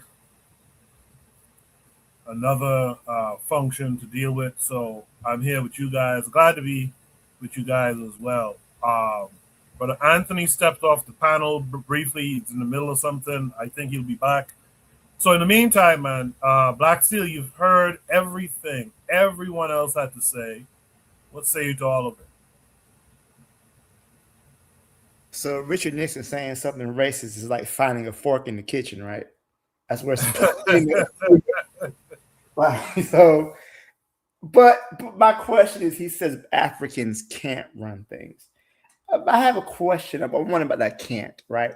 Is that we don't have the ability to run things, or that we should not be allowed to run things, right? That's kind of where I'm wondering, because when he says we can't run things, right? And this is definitely spoken within the context of, you know, post-World War II, Cold War era, United States and whatnot. And many African nations belong to, well, actually most of them belong to what is called the non-aligned movement, right? So, you know, the world is basically divided between the two superpowers of the time, United States and the Soviet Union. You know, United States being first world, Soviets and their allies being the second world. And then you have the third world, which is the world, or more known better as the non-aligned movement, countries who don't choose either side. We don't choose to be with the Soviets. We don't choose to be with the United States. We're doing our own thing. So when he says they can't run things, right, he's ignoring the fact that Africa is already organized and they're running their own non-aligned movement. And then, you know, the United States is trying to destabilize whatever they're trying to do, which is why they went after the Lumumba. You know, they felt he was too friendly with the Soviets and they were wanting to nationalize their resources. So they killed him. Right. So here we have Africans who are already doing their own thing, minding their business. And here you are wanting to believe that, oh, we can't run anything. It's not really, and this is another manifestation of the white man's burden, right? He's talking about how they're childlike, that I love them, my children. They're so good at running and jumping. It's like when you see your kid hit a home run. Oh, that's so good, champ! Congratulations! You know, you're taking the Pizza Hut afterwards because he hit a home run or whatever, right? That's how they view Africans. They view them as very childlike, as simple people. And this is just his. And I believe, I don't know if he's talking to Ronald Reagan in this thing or not, because I remember he had something he was talking about negative about Africans to Ronald Reagan at one point. But just again, this is just another manifestation of the white man's burden. Black people can do whatever we want to do. You know, there's nothing wrong with our intellect. There's nothing wrong with our organizational capacity, but their view of running things, right, is basically running things the way the white hegemon wants to run it, right? They want it to be run to where a state of constant warfare, destroying, ignoring other countries' sovereignty, consuming natural resources to the point of exhaustion. That's how they feel the world should be run, right? That's how they feel the world should be governed, right? Under global white hegemony, global white domination. And that Africans have no part to play in it. And to his point, I don't think we need to run the world that way. We can see how the world is right now, and we can see it's not really doing a bang up job. So if he says black people can't run things, but how has the European run things, right? Tell me how the European has run things so wonderfully, right? Tell us how the world is literally being brought to the brink of destruction, economic collapse, resource collapse, economic inequality. Just show me how the European has done this great job running things. Mr. Nixon, he's dead in hell right now. If he's looking up at me right now, I would say, show me how you guys have ran things so well. It's about time somebody else ran things, because in the time that they've run things, this world has not improved any one iota, right? And there doesn't need to be one country running things. I believe there is room, and what we really seek is multipolarity. We want to have a multipolar world and respect for the rule of law. And this is not a world the European wants, right? Because that means they can't just run up and steamroll another country, take their resources, kidnap and kill their leaders. That's really what they don't want. So, yeah, fuck Nixon and everything he stands for. I'll leave it there. I thought you ended that well. In the chat, Sister Cheryl says he's talking about by nature. Africans can't run things the way they need to be run to sustain the West's domination in the world. For Bakari in the chat said to Black Steel, it's both. They don't believe we have the ability to run anything or should be allowed to run anything. Trigger Happy says we have myriads of evidence that we can in fact run things. They know we can run things. They don't want us to run things and will prevent that possibility. Of course. I agree with that. Brother Bakari also says they run everything in the ground. They destroy everything they touch. That's how they run shit. Trigger says, to be fair, even in perspective, them running things well for themselves will lead to a world destruction, like, for example, the 6th mass extinction, global issue of lack of ecological diversity. It's funny, Trigger, I was just reading about the 5 mass extinction events that occurred. They will be, if we don't get our shit together, because these other groups, and we're going to talk about these Asians and stuff in the next prompt, these other groups ain't trying to do nothing. If these folks continue with this, we will enter into that 6th mass extinction event. To my panelists, is there any last thoughts on this prompt before I go to Shoot the Breeze topic number 3? I would say, well, I don't think. Okay. Oh, sorry. Go ahead. I would say I don't think I think white people talk like that, but I think it's a cover for the fact that they truly believe that if the right black people with the right mindset, I think they're more scared than more. I think they think both things. Okay, so they think that black people are like children and la la la, you know, white man's burden, and they need to protect us like little children. I think they think that, but I think they also think under that, they think that we will run things so well that they will be stamped out of existence, and I think they're scared of black people having their own control over their own resources because the- they're, I mean, they're essentially parasites. So, I mean, you having your own stuff and running your own stuff means that if we're not in control, then we can't dictate to you what, you know, what to do and what not to do. So I think it's more about that. It's just kind of like that video that you showed Koku. It was like months ago about it wasn't a real video, but it's what white people fear the most. It was a video about um it was like what would happen if white people had to rely on immigration and flood into African nations because it was something about Europe was dying or something. I don't know if you remember that. And it was the black person at the immigration office telling the white people and the white families that they couldn't enter Africa because Oh yeah. something about remember I was cracking up. But it's funny, but that's what they really think. They believe eventually it's gonna come to that. They truly fear that. So I think that that's mostly what they fear. Not land there. Yeah, I remember that. That was from like a movie scene. That was like a movie, like a comedy or something. Yeah, yeah. I do vaguely remember it. Um, let's go to shoot a breeze start with number 3, and this is when we get into the conversation I think all of us want to have. Shoot a breeze topic number 3 says truthful shots fired, and it had a video of an Asian talking about if we're going to boycott. And I'm still going to play that video, but before I do that, though, I think it's only fair if I talk about what caused that Asian to come out here and challenge black folks, and that is the Rick Chow murder trial. So let's go to that first. Let me stop sharing here.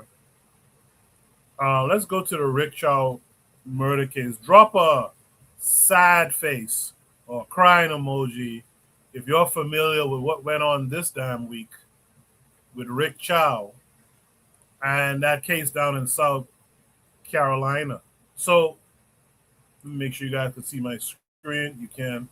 So this is the video that summarizes the Rick Chow murder trial, and then I'll play the original attachment that goes along with this prompt.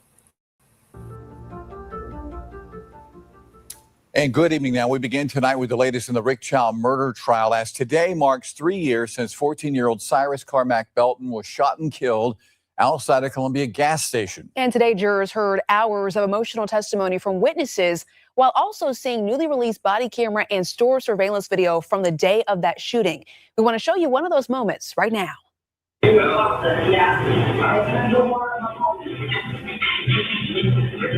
got no water in my pocket, but I'll still be warm.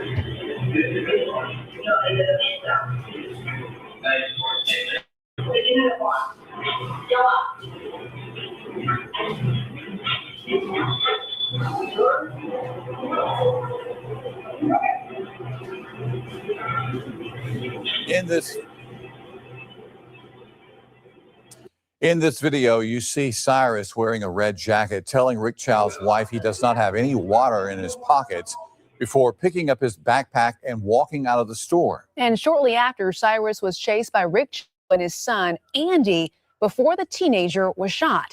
News 19's Kiki Gushu was in the courtroom for all of today's testimony and the moment these videos were shown to jurors. She is joining us right now from outside the Richland County Courthouse with the latest update. Hi there, Kiki. Erica, JR, today's testimony moved what happened in the street that night Cyrus Cormac Belton was shot and moved back into the Shell gas station that Rick Chow owned. Now today, most of the afternoon was spent showing the jurors, the prosecution showing the jurors, surveillance video from that Shell gas station. They also brought to the stand a new witness, investigator Tama Jordan. Now, the state played surveillance footage showing Cyrus inside the store and questioned former investigator Tama Jordan about the gas station's camera system. Jordan testified Rick Chow's familiar with the surveillance equipment, and prosecutors repeatedly asked whether those cameras could have been used to help identify Cyrus later rather than chasing him. Do you think you would have some tools to help identify him? Yes. And investigate whether or not he had stolen water? Yes. Do you feel confident law enforcement could have handled this? Absolutely. Also presented testimony from a firearms expert who said the bullet recovered in the case matched a Glock 45. Late in the day, the defense shifted its focus to Cyrus's possession of a firearm, showing jurors a social media photo taken the night before the shooting that's holding the same gun found at the scene. The final witness of the day was a forensic pathologist who testified about the path of the bullet through Cyrus's body, as attorneys continue to debate what his position was the moment he was shot. And court has now wrapped for the day. The state is expected to rest tomorrow, and then it will be the defense's turn to bring witnesses to the stand. At 11, I'll be bringing you a recap of all of today's testimony. Stay tuned for that. And I'll be in the courtroom for the rest of this trial, bringing you the latest. Live in Richland County, Kiki Gushu, News 19, WLTX. All right, Kiki, thank you so much. News 19's Christy Calcagno sat down with an attorney today to get a better understanding of what happened today. Take a listen. About with this video in the convenience store, there were parts that we were able to hear everything, which was also really interesting. And then also kind of those close-up shots, also specifically showing the water bottles. Yes. The moment on that, kind of break that down for me. I mean, we were able to see some close-up shots. And like we said, all of this happening in the span of 2 minutes. Right. I think the video clearly shows he didn't steal anything. You see him go to the cooler and, I counted, he took 1, 2, 3, 4, and then he kind of pauses and puts 1, 2, 3, 4 back. So then when he leaves, it kind of left me wondering, well, what was his purpose for going there to begin with? Because he gets the water bottles. He knows he's being watched, right? Because they tell him to put his backpack up. And he complies with that. He follows that rule. Okay, fine. So he puts the backpack where he's told to put his backpack. But then he takes the 4 water bottles and puts them back and then leaves the store without taking anything. I think if I were a juror here, I would know, well, he didn't shoplift anything. He didn't take anything. They're clearly from this video accusing him and they think he did. They probably, in our mindset, we're looking very intently counting, those water bottles because we know this case and what the issues are. But, I would leave with several questions. One, like clearly he didn't steal anything. He didn't take anything. They clearly thought he did.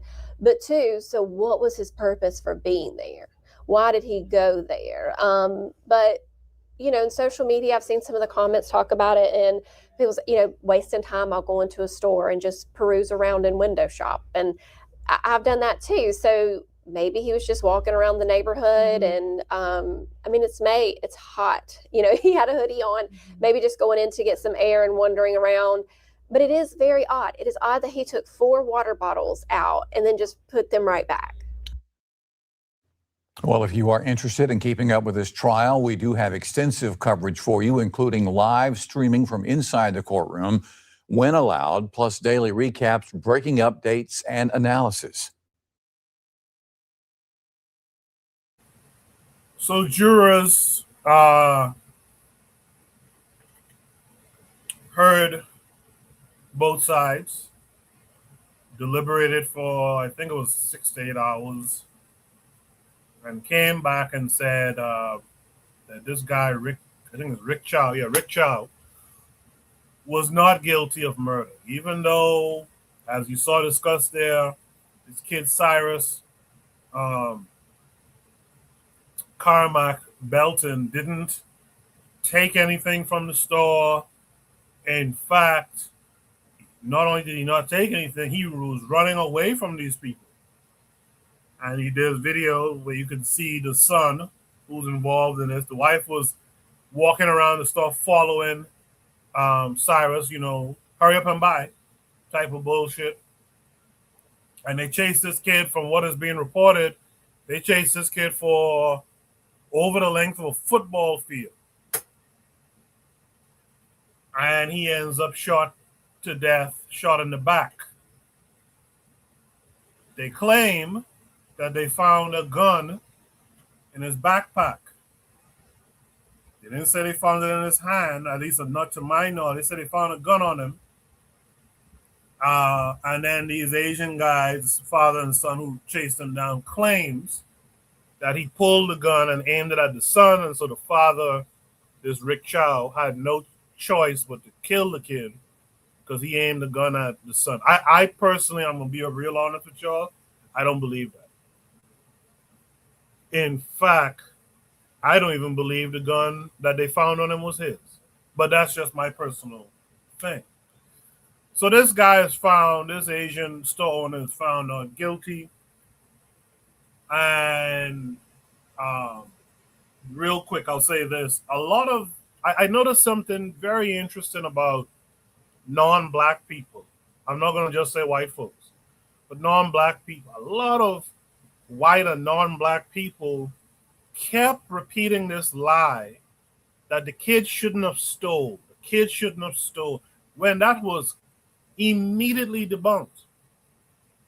But for some reason, and we know the reasons, right? But these guys kept saying that this kid stole. He shouldn't have stole. Okay. So, of course, you know what happens when these things happen. Black folks start talking about boycotting. And when that talk of boycott started to catch on social media, there was an Asian man. Let me set up and share the screen for that. There was an Asian man who came on here and issued a challenge to black folks about, around what'll happen, basically, if you boycott. Let me make sure you guys can see my screen. You can. So we're going to listen to this guy. This is from a tweet from Black Alchemist, Jamaican flag. It says, I'm done with them. By the way, notice Jamaican flag, right? Caribbean person. He's telling you I'm done with them. And I have been for a long time. But it's a lot of our people who continue to patronize them, talking about Asians and their businesses. We need to get like them and have our own businesses in our own communities.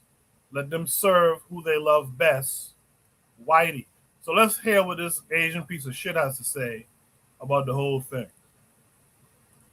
I love when the black community says, let's boycott Asian businesses. Please do. We'll get rid of the Chinese takeout, the dry cleaners, the laundromats. Let's get rid of the liquor stores as well. Get rid of the Jordans you guys wear, the Nikes you wear, the shower caps, the Hondas, the Hyundais, all your car electricians, the electronics in your house, the Sony, the TV system, your sound system, the microphones that you guys use to rap and speak about awareness for the black culture and the hip hop culture. Where do you think that's made in? That's made all in Asia. And here's another thing for you guys. You guys want us to leave the neighborhood so bad? Oh, Asian people are not neighborhoods? We're in white neighborhoods. We have our own Chinatown. We have our own Koreatown. You think we really need you guys to benefit off and make money? A lot of us do go to college as well. You're being outworked by immigrants who barely speak English. And you're not embarrassed? Go to the bank, start your own businesses, and deal with your own people. I want to see your own women get on their hands and knees and do pedicures and manicures and deal with nasty-ass attitudes, okay? Please, boycott Asian business. I'm all for it. So that's that yellow piece of shit and what he had to say. Let's, I didn't do this before. I love when a black... But let me see what some of the comments are saying. Some white boy named Steve says, you done with them? You know how tired everyone is of you? And Black Alchemist says, get your pale dog smelling ass out of my mentions, which I appreciate. This looks like a black woman. Am I right? Says, I don't want a community with y'all either. It's a race war out here, and y'all are nationalists. And I mean this. Everyone goes in their corner. Black Alchemist says, yeah, with Asians, question mark. No, I don't. But they have never been a community with us and never intended to. So, that's some of the comments based on what this Asian piece of shit. We put them up on the screen just so we could, keep in mind who we're talking about. Trigger Happy says Godfrey had a good response to this video. I saw Godfrey's video. I didn't see the content of it, but I saw another video, and I can't believe I forgot to put it on my list here. But there was a black guy who came on. I think I may have reposted it on my Twitter page. You guys can go on Twitter on my page and check it out. But there was a black guy, young black guy too, black American guy. He said, listen, all that electronics and shit, that's back in Asia. That's y'all building that shit in Asia. We don't really care about y'all in Asia. We worrying about y'all who are here around us. And then he went into the whole idea of boycotting and why. And I really did appreciate that, because some people will be defeated by this Asian guy. Oh shit, I can't get Jordans. That shit that's over there. We don't. You're in our communities behind bulletproof glass, selling whatever the fuck it is y'all selling, and you never contribute nothing to the community. You never buy from folks. When kids go into these stores, these Asian stores, and they're trying to sell their little T-shirts or chocolates or whatever, these Asian folks don't buy shit from them. Not one shit. So it's time to boycott them. Black men, black women, black children. Before I came to do the show tonight, I was rushing home, and I walked past this corner Asian place, and I saw black folks in there, and I wanted to stop at the door and be like, hey, y'all get the fuck out of here. Don't y'all see what they do? But I didn't have the time, nor did they look like a receptive audience, which is another problem we have too. We gotta start being a little bit more receptive to one another. Anyway, I've said enough. Let me start out here with Brother Bakari. Brother Bakari, what are your thoughts on Shoot the Breeze topic number 3? Well, a young brother didn't steal anything. Them childs need to be dead, but that's back to my point on the last post is we that peaceful bullshit need to be we that peaceful people bullshit need to be thrown out the door. Because ain't nobody peaceful with us. I've been said to hell with Asians. I don't spend money. I don't spend money with Asians, but like you said, sometimes our people or they're not receptive. Like I don't shit. I found the gas station here it's not 100% on. It's like 40% on African. So that's why I go if I'm gonna, but I don't very seldom purchase gas. I get my gas free. But if I buy some gas, that's why I'm going. But as far as what he said, man, the hell with them Asians, and they made a lot of stuff cheap that was no good, right? They made a lot of stuff cheap that was no good. So, in all honesty, they can say, and maybe they built themselves up from no good, cheap products, but fuck Sony and all of that. It's time for black people to make a stance in one way or another. Like you're gonna have to fight back one way or another. You have to stop being peaceful all the way around. We peaceful when other people attack us. We're gonna still be peaceful with our dollars. It's okay, and we really have to stop saying it's a convenience, because it's not a convenience for us. It's inconvenient to us. Like I said, it's resource extraction. It's inconvenience to us. It's convenient to them, and the one is a convenience for them. Is inconvenient with them, and there's so much pressure here. We don't have time to sit down and think about, you know what, we're gonna open this business. And when we do open the business, black folk, I'm gonna tell y'all now, because I hear it all the time. Please, every time, stop. Well, this costs too much, that costs too much. It's okay to understand why. If you want to know why some things are running, especially with the prices of some of the goods that they sell, it's okay if you want to know somebody like me who has delivered them and been in the process of buying and selling to them, you will understand why black businesses sometimes is a little bit more expensive. It's not because they want to. That's most of the time. It's not because they want to be. Stop looking for something negative to say about black people so we can go spend our money with somebody else and put ourselves and put other people on a pedestal and put ourselves down. But like I said, man, fuck them gooks, them chinks. You know, that's my thought a year to make. Brother Bakari, before you fully yield and I move on to the next panelist, the person who posted this prompt isn't here. But I'm curious, what do you think, if you had to guess, what do you think the prompt means? Truthful, shots fired, explosion emojis, 100. What do you think that means? It seems like he caping for the Asian, like the Asian is right. Truthful shots fired.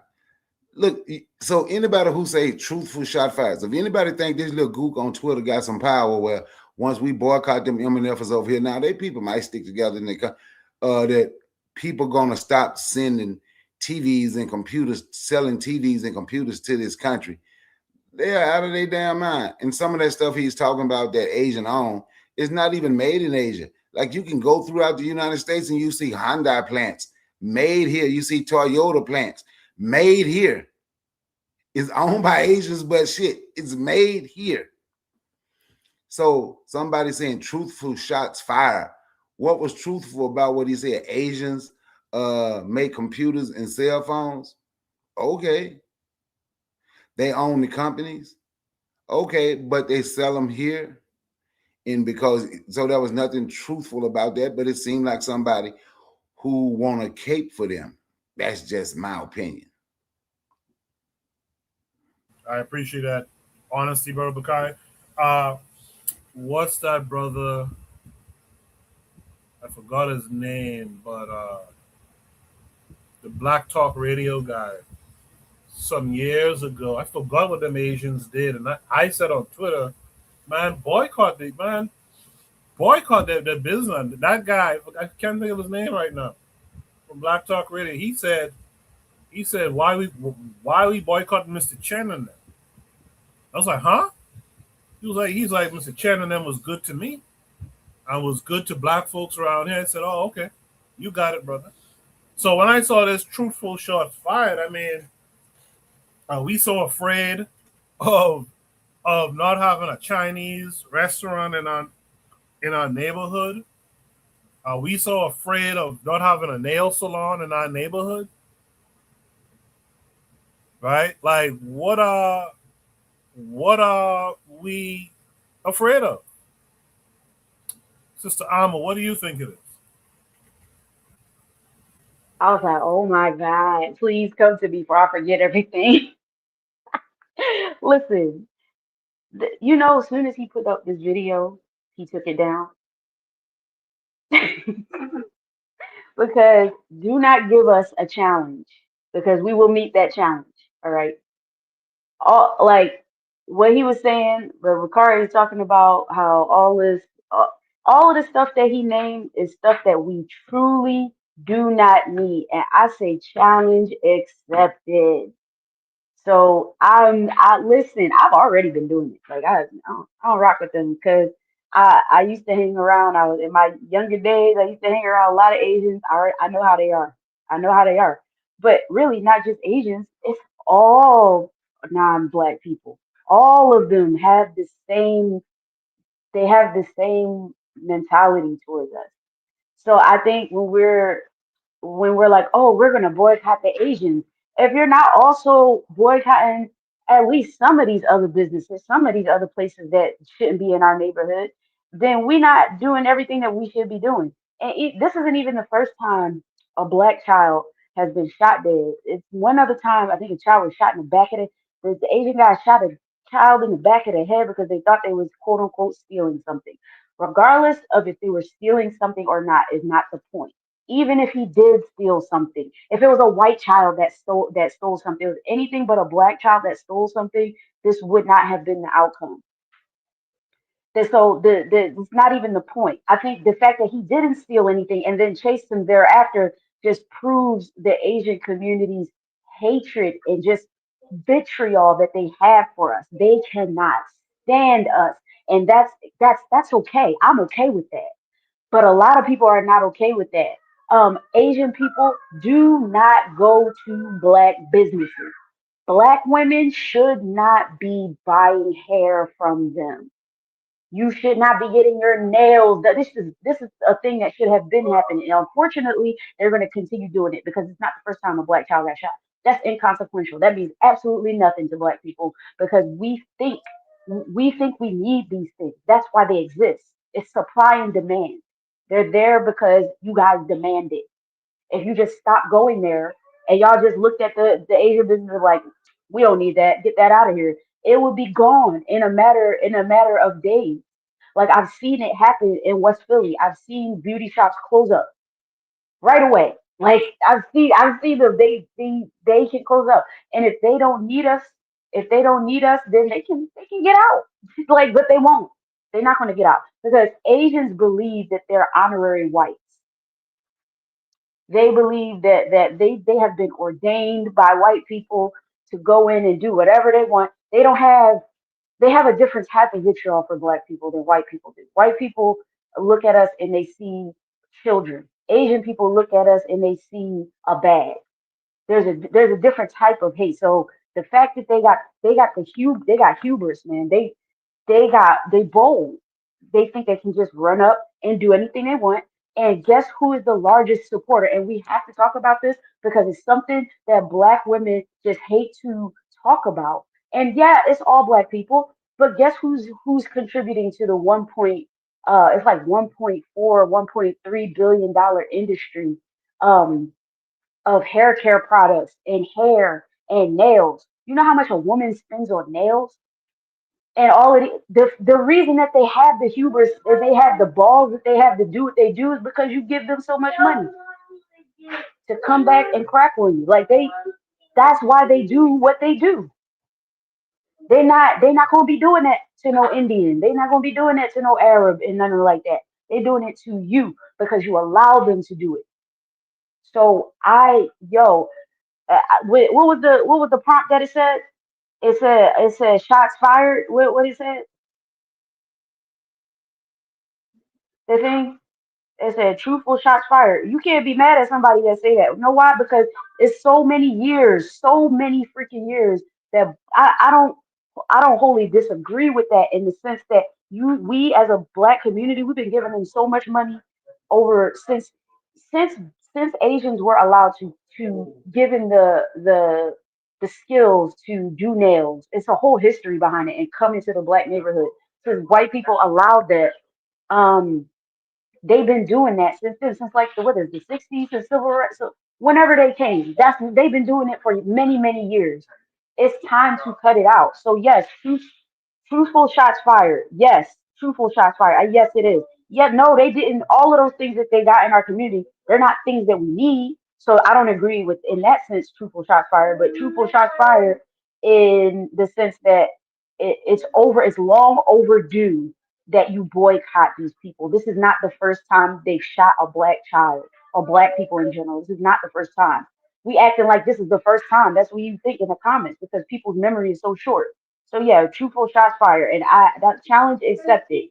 If you haven't already been doing it, then you behind. Like this shouldn't even make you. It should have been a thing that black people should be doing. And I'll land my plane.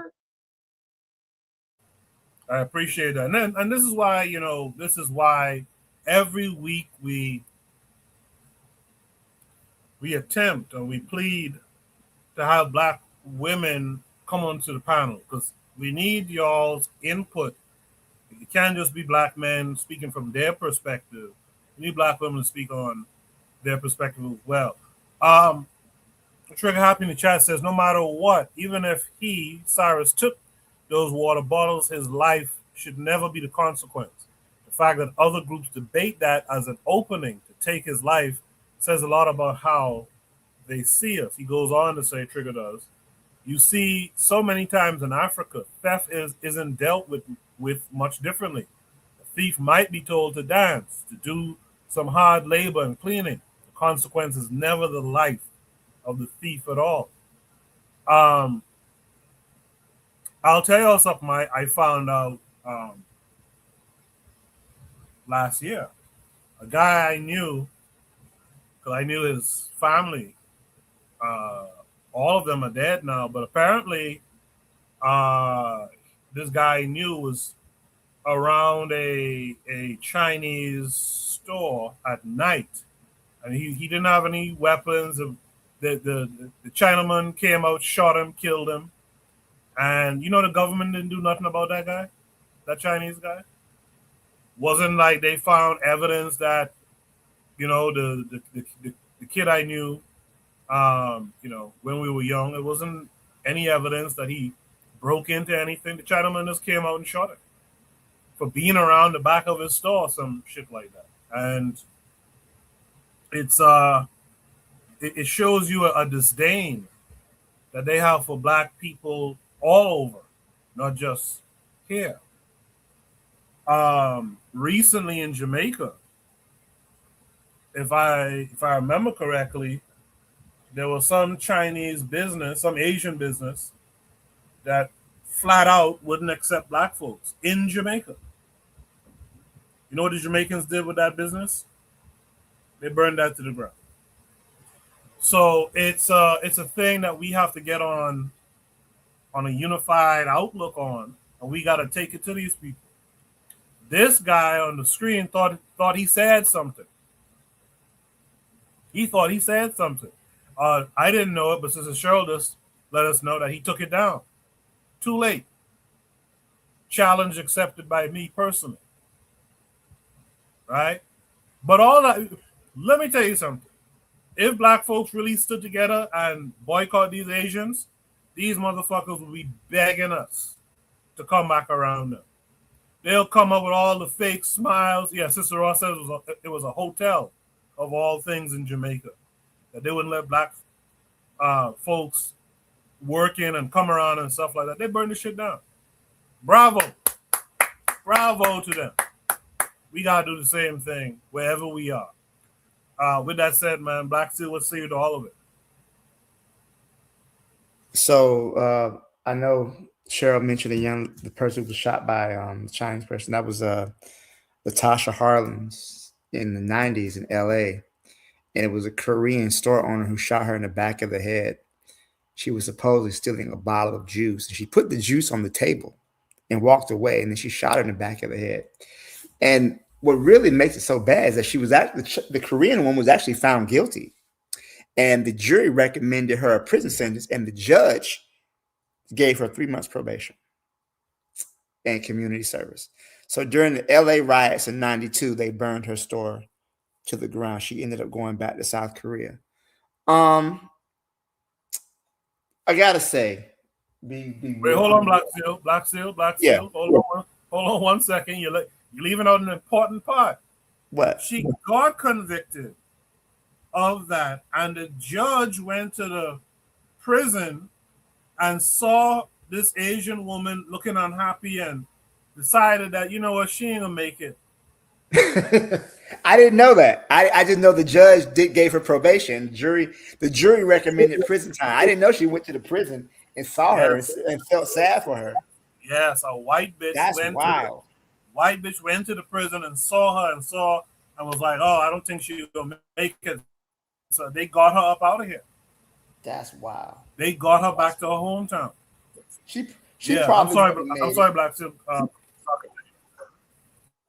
But yeah, she probably wasn't gonna make it. She's right about that. But and then we remember a couple years ago where the Chinese people were attacking black women in the hair store and the hair salon. They were beating on them, and then some black men went out to protest the store, shut the store down, and those Chinese people gave them a 50% off discount in the store, and you had black women arguing with the brothers. A lot of black men saw that and said, "We give up." You know, here we are trying to protest, but they marked your shit half off and just like whatever, fuck all that black unity and whatnot. So, you know, I agree with the boycott. I personally, I don't really go to the local convenience stores. My convenience stores, you know, they're usually owned by Persian. They got a, but usually I don't go to convenience stores like that. The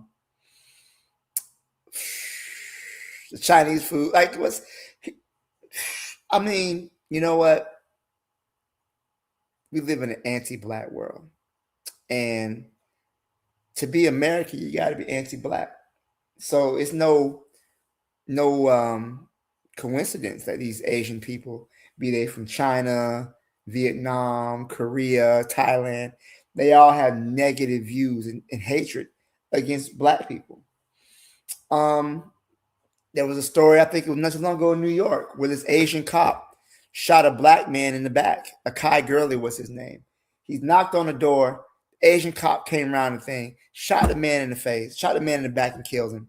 And you had Asian people rallying for this Asian cop who shot this unarmed black man, saying, well, white cops get off all the time for shooting black people, so why should we face charges?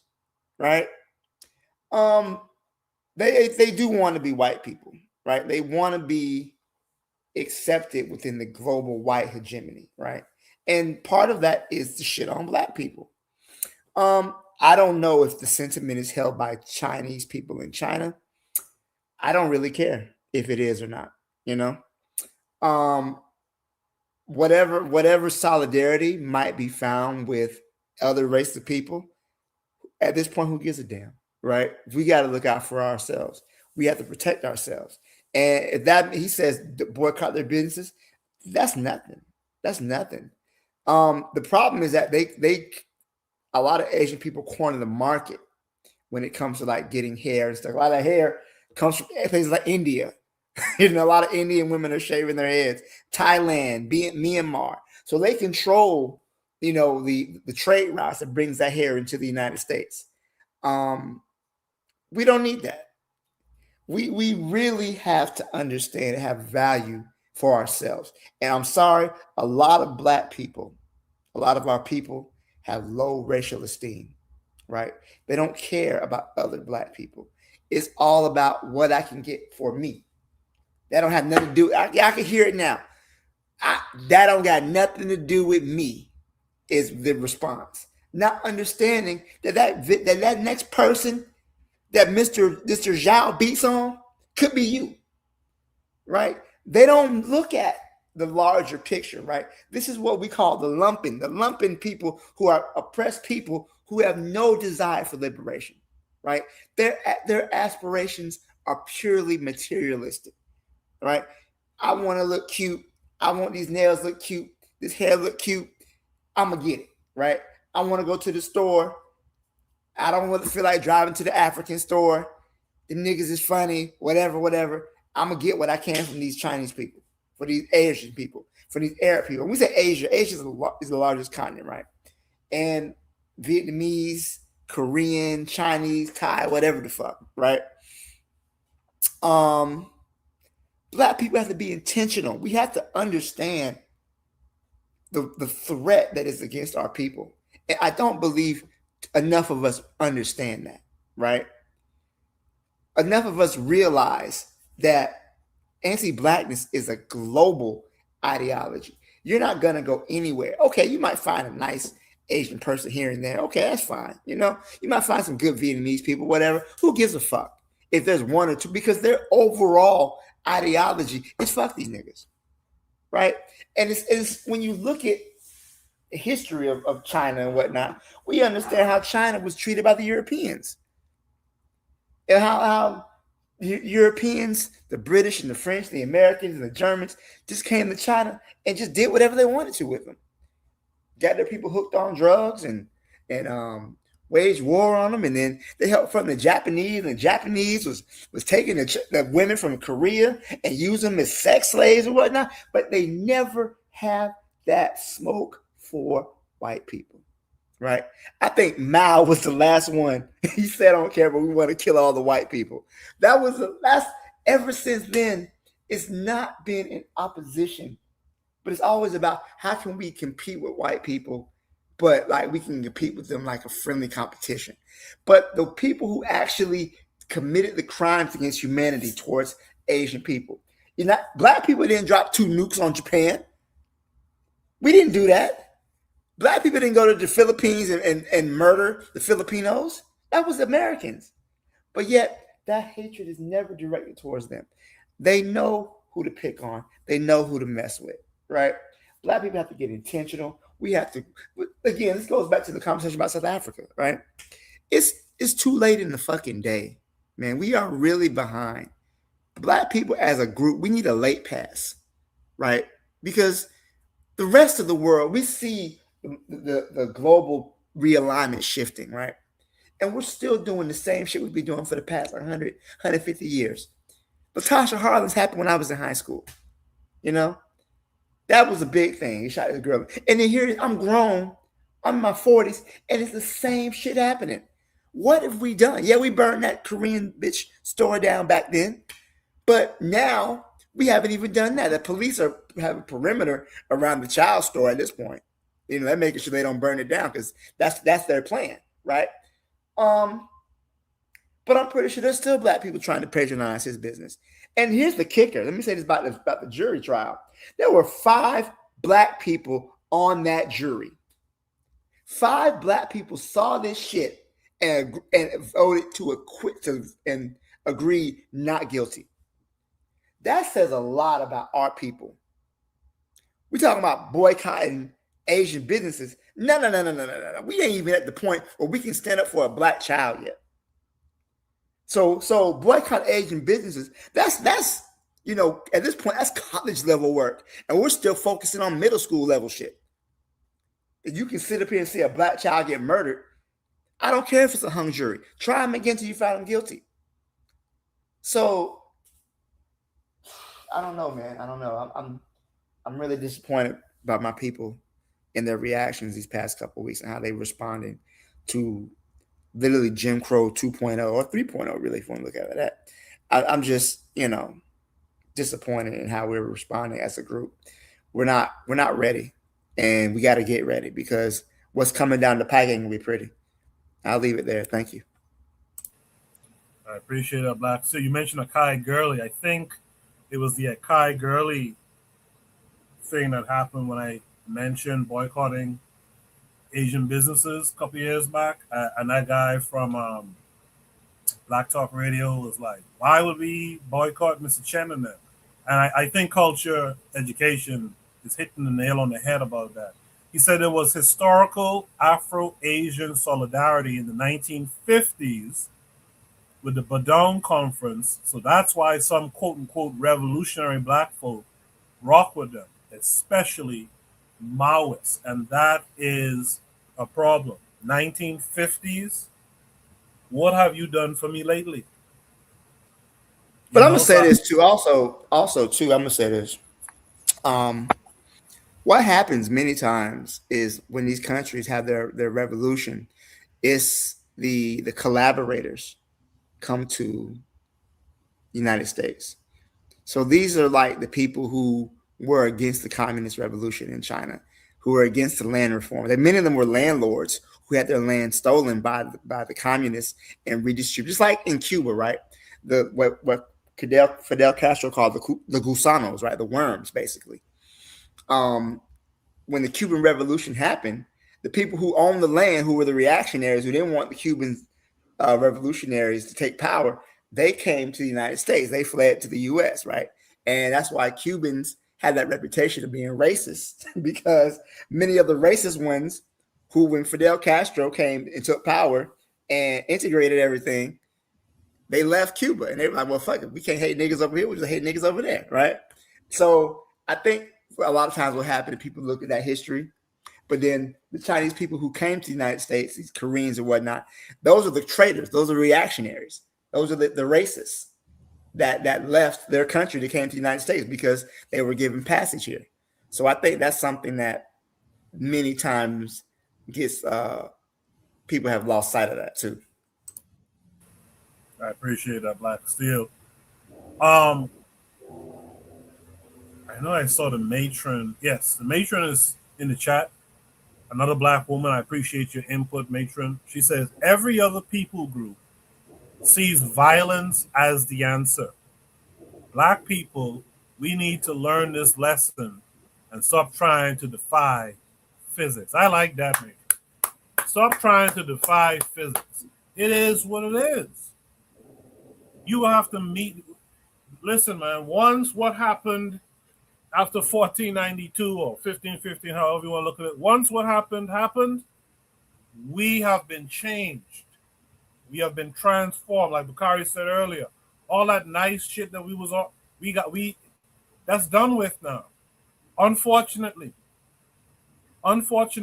that's done with now. And now we got to face the reality. This goes back to what Nixon was saying too. The world is harsh. We got to be harsh to keep up with it. Kofi the Black Critic is in the chat. Kofi the Black Critic said, okay, here it goes. He said the Asian told no lies. This goes back to the prompt as it was stated. The prompt was stated as truthful shots fired. So Kofi says the Asian told no lies. He gave Black people a challenge of economic challenge of solidarity and providing for each other. For us to be mad at that shows us how weak we are. Does anyone want to respond to what Kofi the Black Critic said in the chat? Not really exactly what he said in the chat, but when they say he told no lies about them making the stuff they make, I don't know any Black people mad about what he said, but I haven't met anyone that was mad about what he said. But I don't know where they say there's no lies told in his statement, because like I said, the shit he talking about that might be Asian owned, a lot of that shit is actually made here and you can live without it. So when he talking about they gonna stop, so we think this dude here got the ability to, if you want to buy Nike, I don't buy no Nikes personally. I don't do a boycott, I do a lifestyle change. Because if you boycott, things get better, then you go give them your money again. So I don't wear Nikes, but he has no ability to stop anything. I've been said we should have been boycott Nike and all that. For me, I can say Black people has been challenged, but it's not a challenge for me. I've been telling people to stop spending money with other folks. Stop spending your money with Nike and all those people. That's just me though. And like I said, I'm not gonna boycott because I don't boycott. I do a lifestyle change. I don't spend money with them, period. And once you make up your mind and say, we're gonna do a lifestyle change, we're not gonna boycott for a minute, and then things get better. So then we can give them our money again and eat that rat fried rice. Now, Coach Education, I don't even own a pair of Nikes. I don't wear Nikes, bro. I don't wear that. I've been stopped giving to these. People, man. and that's just a fact. So it's a challenge for some people, I guess. And yes, he did throw a challenge, but Black people need to just stop going anyway. That's my take on that. But it's a fact that Asian people own that stuff, but it's not a fact that it's all made in Asia. That's all I'm saying.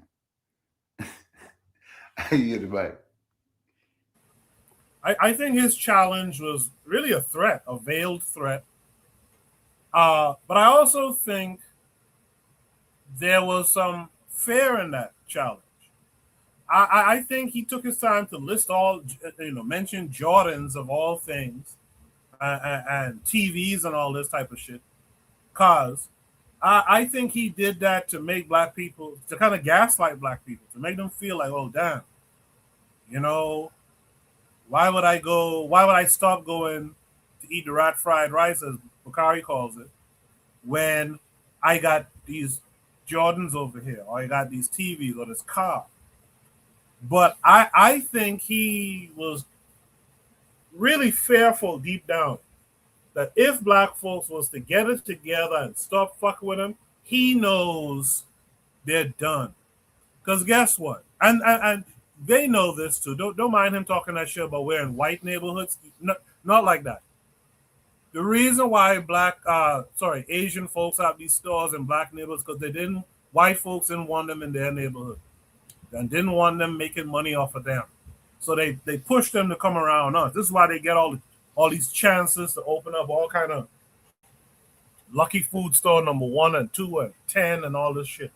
So I think there's a little bit of a fair thing going on with this guy, and he was afraid if we were to actually boycott, which is why I think he took the video down, according to Sister Cheryl, right?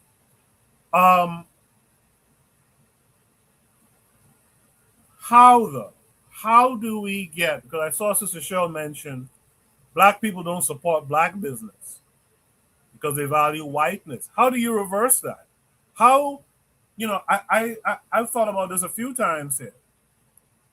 Like, to open up a so-called convenience store, black-owned convenience store, right in the midst of these different Arabs and Chinese and all this kind of stuff.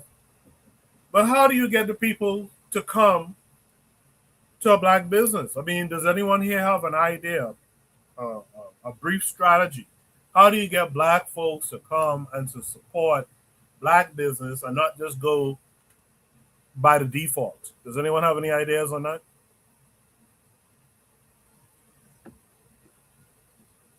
So you can start by okay, I'm not saying that this is the main thing, but we can start by when we get our black business and it's successful, don't run out and go marry a non-black person. Because a lot of times when black people get their business and they get, not only do they have their business but it's successful, they tend to go grab them a white girl or Asian girl. Or that happens so much. I'm not saying that that's the main thing because black people are silly. Like we'll go out and we'll just say, well, the business is black because one of the people in the relationship is black, so it's a black business. We'll do stupid stuff like that. Sorry, I kind of got off topic with that, but black people do that all the time, and it's not a black business if you're not married to a black person. The end. But like you got to get to like what do you like to the values? Like if you value multiculturalism, well, nothing you can do. I mean, you gotta really, honestly, it's hard. But I mean, when you live in America, I feel like this is an easier question if you live in a black country. But in America, honestly, I see it as a moot point. I'm not saying that black people shouldn't have black businesses in America. I think they should. Absolutely, because even where we live back in the States, is black businesses everywhere. And every chance we get, we support black business. Every chance we get. Majority, like 90% of the places we spend with are black. And I'm thankful for that. But to get that, I don't I don't know. I think you gotta do some reverse psychology with black people. I don't know how that would look, but I think that's something that needs to happen. And also just, like just emphasizing the fact that everything that black people do, we do it better. Everybody knows this. But I think sometimes black people get discouraged from owning their own business. Sometimes I think that tends to happen, especially in a place where it's like a state, particularly where it's predominantly not black. Because I'll say like to me, what I've observed up north, it's harder to own a business if you're black versus when you go down south, it's a little easier. You go people a lot of black people actually a lot of northern states are losing, people, and they're moving back down south. So I think there's something to be said about that. A lot of people, when they want to start up their businesses, they want to go places like Houston. They want to go to Atlanta. They want to go places where there are Black people. So I think sometimes when Black people don't support Black, it's because they're just discouraged by, like at least in Philly, I can say that they're discouraged because it's so hard. It's so hard to get a loan from a Black business. It's so hard. Like, I'm sorry, it's so hard to get a loan from like a bank for a Black business. Sorry. Um, so I don't know. Like, I feel like it's happening, but it's just maybe it's not happening at the rate that we want it to happen. And maybe it's not in the places that we expect them to be, but there are lots of Black businesses, lots of Black owned stuff happening. So I don't know. Reverse psychology, just being around Black neighborhoods. I learned. Sure, I'll pay you if you can reverse that. If you can reverse do that reverse psychology. But you say, how do we get them to go? Black Steel, when he said we don't have any race pride. If you look up a grocery store called Casey, Cayce, Casey Foods, it's in Smyrna, Georgia. The man, Black man, the man is Nigerian. His wife is African American. I know this Black farmer. They on the side of they sell their stuff off the, they got on the corner, right? And he was talking about how he want to be in a grocery store. Then he introduced me, it's 4 more of us, it's 5 of us. We just want to get our fresh vegetables and stuff in the grocery store. So I went to Casey Foods. I went to African Tropical Foods. And I went to 3 grocery stores. None of them had fresh fruits and vegetables because they said they wanted to buy from African Americans. That's who they want, African Americans, to bring the fresh fruits and vegetables to their store. None of these farmers would even talk to them. They said they're waiting to get in Kroger's or Publix. Guess what? That was about 3 years ago. Guess what they're doing? Still waiting to get in Kroger's and Publix. So then when we go to the Black store, and we're going to be like, well, what are these fruits and vegetables? Who brought this in here? It's not because we didn't have an opportunity. It's what Black Steel said. There's no racial pride, because if there was racial pride there, they would have jumped for the opportunity to put their fresh fruits and vegetables inside of a Black-owned store. Well, one of them said he was FBA, and I think that part of the reason he may have not wanted to put it in it, because the husband was from Nigeria. So that's one of the ways that I think we're gonna have to teach racial pride to young folks. And if we want to change things, sometime, man, they got to see us doing it. So as we saying we're boycotting Ching Chong store, we need to show them, oh, we over here eating at the Fish Delight, and this is the address. Oh, we went to I'm over here at Carzell's Kitchen. Or I'm over here eating at Phenomenal Seafood. You understand what I'm saying? So while we are saying we're boycotting Chichon, let's show them where we can go. So instead of going to the Vietnamese nail spot, you know what? You can go right here to you can go right up here to what's the name of it? I know the owner. I'm finna say his name, but that's not the name of it. You can go to Life Day Spa and get your full body massage, get your toes and nails done. It's Black owned, so instead of going here go an option where you can go. Or instead of going here to just get your nails and toes done, you can go right here. This is where my lady going. This is the name of it. So in telling them to boycott, in the process of while we telling them to boycott, which is going to be hard for a lot of our people, but let's also tell them where they can go and get the same, well, I was going to say the same quality, but get a better quality of work. While we are telling them to boycott, let's show them the places. Let's show them some of the places where they can go. If it's a Black-owned convenience store here. So instead of going there, you know, when I was back at home in Jackson, Mississippi a few weeks ago, I saw, you know,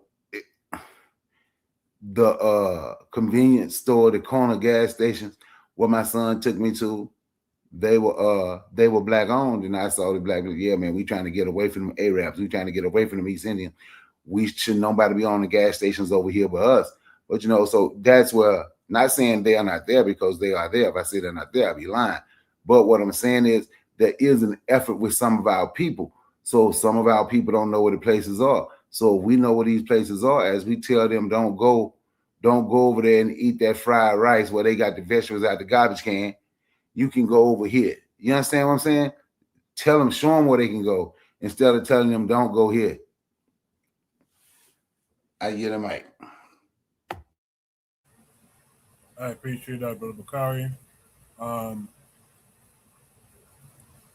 In the chat, Trigger Happy says, next stage has to be how all Black businesses come together to formulate a greater economic formation and pool of resources, but it takes steps, of course. Yeah, absolutely. That's what we have to be aiming for, I think. You know? Great discussion. Next week, I'm going to probably put up the post about the Black man who was on, who helped get Chow off. But we're going to go to shoot restart number 4 and discuss something totally different. But I think it's important, and I'm glad Brother Bakari said that this is something that he champions a lot. Shoot restart number 4 says, are you getting prepared? You've been warned. This comes with a link that's going to take us to YouTube, I believe. Make sure you guys can see my screen. Yes, you can. So I'm going to play the short, and then we'll discuss it. You need to have water. You need to have a radio on batteries, and you need to have a flashlight on batteries to make sure that you can survive the first 36 hours. Things like that. That's simple things. But it starts there. The realization that not everything is plannable, not everything is going to be hunky-dory in the next 20 years. I'm not saying it is going wrong tomorrow, but we have to realize it's not a given that we are in peace. And that's why we have the plans. That's why we are preparing for a conflict with Russia and the terror groups, if it comes to it, if they attack us. We're not seeking any conflict. But if they attack us, we have to be ready. You need to have water, you need to have a radio on batteries, and you need to have a flashlight on batteries to make sure that you can survive the first 36 hours. Things like that. That's simple things. But it starts there. The realization that not everything is plannable, not everything is going to be hunky-dory in the next 20 years. I'm not saying it is going wrong tomorrow, but we have to realize it's not a given that we are in peace. And that's why we have the plans. That's why we are preparing for a conflict with Russia and the terror groups, if it comes to it, if they attack us. We're not seeking any conflict. But if they attack us, we have to be ready. You need to have water. Yes, indeed. So one of the comments is interesting over here. It says they are running out of enemies. That leaves us. So the question for you guys is, are you getting prepared? Are you prepared, or are you getting prepared? And I think this, by the way, is a conversation me and Brother Bakari have often. Do you have your weapons? Do you have food supplies? Do you have backup generators? Do you have etc., etc.? Do you know how to live off the land if you had to? It's not just about having technology to survive, but it's about, do you have the skills and the know-how to go out there and hunt a deer, hunt a goat, or skin a chicken. You know, so it's important, man. Let's talk about it. Razuli is in the chat. He says, why 36 hours? Why 36 hours? I think it's 36 hours because most people can survive 24 hours, even 48 hours well, 24 hours, I should say, of a catastrophe. But can you survive beyond that? I think is the thing. By the way, I saw a video.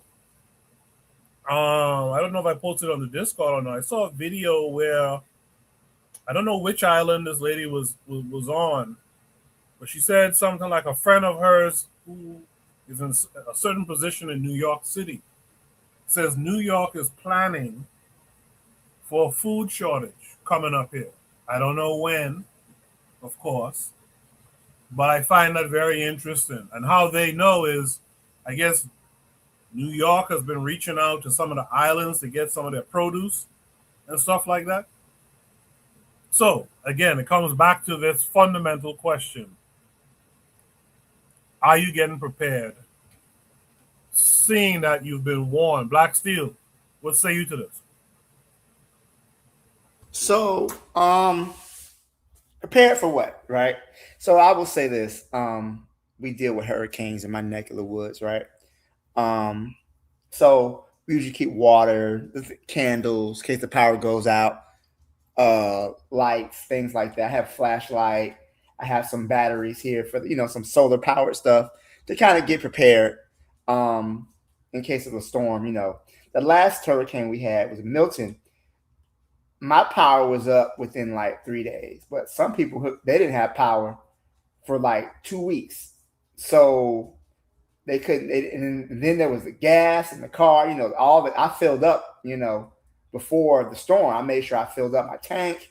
I kept some gas in the spare can in my garage. But there were people who were standing in line for hours. No gas, weren't able to get any gas.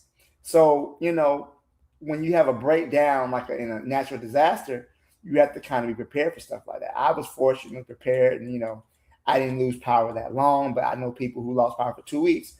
All the food they had in the refrigerator was gone. So all their food thawed out. We lost power for a little while.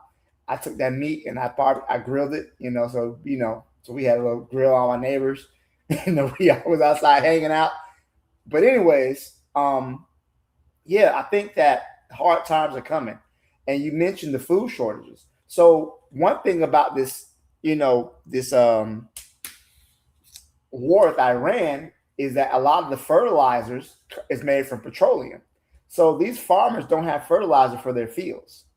And that means the crop yields are going to be much smaller than what they have been. But that means that's going to drive up the cost of food. You're going to see food shortages. So that's something that we probably should expect pretty soon. The cost of food increasing. The cost of gasoline, because gas is going up in price. Much of our food internally is moved by truck. That's going to drive up the cost of food, is just the transportation cost. You think these grocery stores are going to eat that cost? No, they're going to pass that cost right along to the consumer. That could also lead to power outages. So yeah, you got to be prepared. You got to be. Another thing too, you got to get to know your neighbors too, because no man is an island. You're going to need each other. So we're going to need to be in a situation where we can connect with and share and coordinate with other people, especially other Black people. Let's be honest, other Black people, because we all we got, right? If you want a friend, look in the mirror, because that's all we got. We're going to have to be able to coordinate and work with our people. But yeah, guns are important, being able to defend yourself. But I think we're going to need to create networks of like food resources, generators. He said 72 hours. I would go for at least a week. And you need, usually once we hear of a storm coming our way, we usually go get sandbags. We have shutters in and whatnot, and just hope everything's going to be okay. But yeah, most people aren't prepared for a major collapse like that. I think I heard something that somebody said that if the power goes out for 6 months, most people are dead in this country. I mean, you're talking about medical supplies and things like that. That's a real possibility, real dangerous too when we talk about it, think about those things. So it's good to have security. It's good to have, prepare yourself for a catastrophe, but it's also good to have a network with your own people too, and make sure that you're in a position to where you can help out your neighbor, because you're not going to escape it by yourself. You can't just ride this thing out solo on some lone wolf stuff, right? The lone wolf dies, but the pack survives. So we got to start thinking of that mentality. We got to work with our people. All right, I'll leave it there. Thank you. I appreciate that. Black Steel, sound advice for sure. Again, there's so much work that we got to do, and we just not doing it. You mentioned hurricanes. I know I'm from a place where a hurricane threatens every year. And I could tell you something. A lot of people don't be prepared for them hurricane until they announce, well, yeah, that's coming for Nassau in 2 days. And what happens? People bum rush the grocery stores, the gas station, etc. We gotta have the mentality from further out for what might happen. We have to have those networks. We have to create those networks too, as a matter of fact.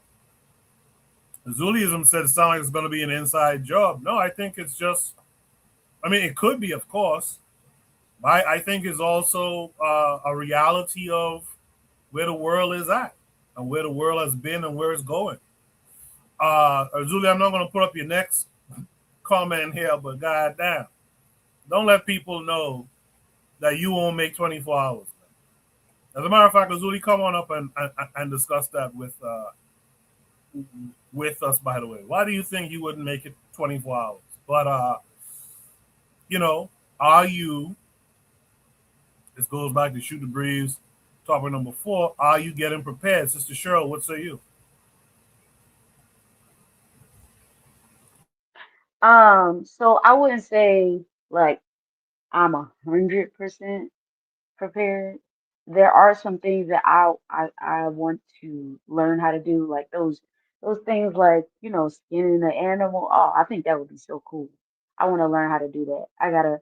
I'm sure there are places back home where I could find somebody who know how to do that kind of stuff, because I think that's kind of cool. And necessary. Not just cool, but necessary. But in terms of like, having sometimes my husband calls me the doomsday prepper. Not that I have a whole bunch of stuff stored up, but I'm always talking to him about like having the first aid kit available. I have this big old like generator. It's a solar power generator. It does a whole lot. It does the job. I'm always big on non-perishable food. Um, so and I'm cool. I'm cool with just not eating or cook having to have to cook a whole bunch of stuff. I can live off of very, very little. It's just funny because I'm always eating some vegetarian things, like things that don't spoil. I'm big on that. Always having some of those things available. We always got that. Um, we got a good little filter system for water. Um, so yeah, just little things like that. Every once in a while we talk about it, but getting serious, like I really do. Like I know how to shoot. I know how to shoot a M4, M16. I've shot an M9. I just don't. I need to get on getting a weapon. So actually getting one license and stuff like that. But yeah, I think it's something that we kind of don't think about, but we need to at least be prepared in some way. Maybe you're not the ultimate doomsday prepper, but you got to have something in place. You definitely got to have lights. You got to have a first aid kit. You got to have non-perishable food. Those are the basic things, and then but obviously you got to be able to protect your keep. So I definitely that's definitely a conversation we have in our household. It's something that we really need to get on more. Because anything, it's just good to be prepared. It's not even we shouldn't just prepare because we think that something is going to happen. We should always be prepared. So I mean, maybe you don't have to have every single thing, but you definitely need to have the essentials. So I'll always agree. I'll always agree with this type of talk. Not land. Appreciate that, Sister Cheryl. You and Black Steel made some good points there. Black Steel in particular made the point of you gotta know your neighbors and stuff. We should all try to have some of those things called firearms. But if you don't, for whatever the reason, you should know someone who does, someone who you're close with, and that person or persons will be in your pack. And in response, you might be the one to provide the cooking or the canned goods or whatever it is, but we definitely need to roll in some packs, so to speak. And we definitely need to start knowing some people across nations, wherever we are. I'm not just talking about America. I'm talking about even in like the Caribbean. We gotta know some people in different spots where something goes down. We try to get up out of here, get across. No, not including Urugu neighbors. Not for me. No, that's the ones I'm trying to get away from. Maybe we could head up by Sister Raw up in the mountains there. You know what I mean? We really should think about this stuff a little bit heavy. Razuli, you're still welcome to come up if you're gonna come up. But in the meantime, let's have from Brother Bakari. Brother Bakari, this is something you preach this a lot. What say you to it? This is why I talk about having teams, trying to create teams, start with 5 people, then 10 people, have your rendezvous point. What Cheryl said is absolutely correct. She ain't 100% ready. And Cheryl, ain't none of us gonna be 100%. That's why we need a team, right? And what Koku just touched on, like for me, right? I can get ammo a little cheaper. I got guns, right? So what you bringing? I'm just gonna throw a number out there. Let's say I got 30,000 rounds and I got 8 guns. So this is what I'm bringing to the table. What you bring to see, no one person gonna have it all, right? Even the ones who think they're the great preppers. And I say I'm okay. I say I'm good. But ain't nobody gonna have it all. That's why we're supposed to have teams. And that's why you have a team, then we have a list of the things that we're supposed to have. And once you have that list, then somebody, okay, this is what you're gonna bring, this is what you bring. And we have to start putting that stuff together now and having somewhere where we're gonna rendezvous at together, if that makes sense. So ain't nobody gonna have everything. It's almost impossible, but that's what we're supposed to be doing. So who bringing the canned goods? Who bringing the batteries? Who got the flashlights? Who got this? And we start putting our money together, and we start bringing those things together now. And like Black Steel, they gonna be closer to it because, like my brothers, they have to. Like Black Steel got a whole cabinet right now full of nothing but Vienna sausages, because ain't no telling when the storm going, when the hurricane gonna hit Florida. So it's things that they're gonna have, like with the food and stuff. That's things that because of where they live. So, but then the things that they don't have, if we have as a real team, like me and Koku was talking about, well, who gonna get the ham radio license, right? So who been studying for ham radio license, so we can so we'll be able to communicate. So because it lasts longer than 36 hours. Or you understand what I'm saying? Or it lasts longer than 3 months, 5 months, 6 months, in whatever we're going through. So when he said 36 hours, because if you study this, what they tell you is when you're going, if something to happen, they say if you survive it for first 24 to 48 hours, they say they're going to be the majority when That would be when the majority, what they believe, that will be the time when the most of the people that's not prepared, they're going to go. That's what they believe. So that's why they would say, make sure you can survive 36 hours. That's why they say 36 hours. But shit, I think what these folks gonna do, what they say they done ran out of enemies. So, you know, they doing what they always do. They're doing their history. Now they got to turn and destroy and eat one another. So I think whatever they do is gonna last longer than 30, it's gonna last much longer than 36 hours. And we need to be prepared. And for people who don't know, and I heard, I don't know if it was Black Steel or Cheryl, mentioned gas prices. You know, those metal drums, what some people call burn barrels, you know, you can store gas in that. You can store gas in that. You get the right, you get the right fuel. You can store gas. You can, because I deliver them. This is how I know. You can get you a 55-gallon drum of that, and you can store that gas in that drum for up to a year.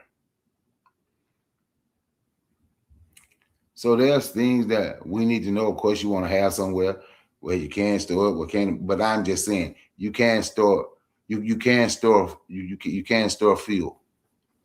I saw somebody one time putting it in those big 330-gallon plastic totes. We don't put fuel in those totes for whatever reason. So I don't think those totes are designed for fuel. It's designed for death fluid, and most people don't know what that is and probably wouldn't need it. If you ain't got no diesel engine vehicle that's 2005 above, you wouldn't need that anyway.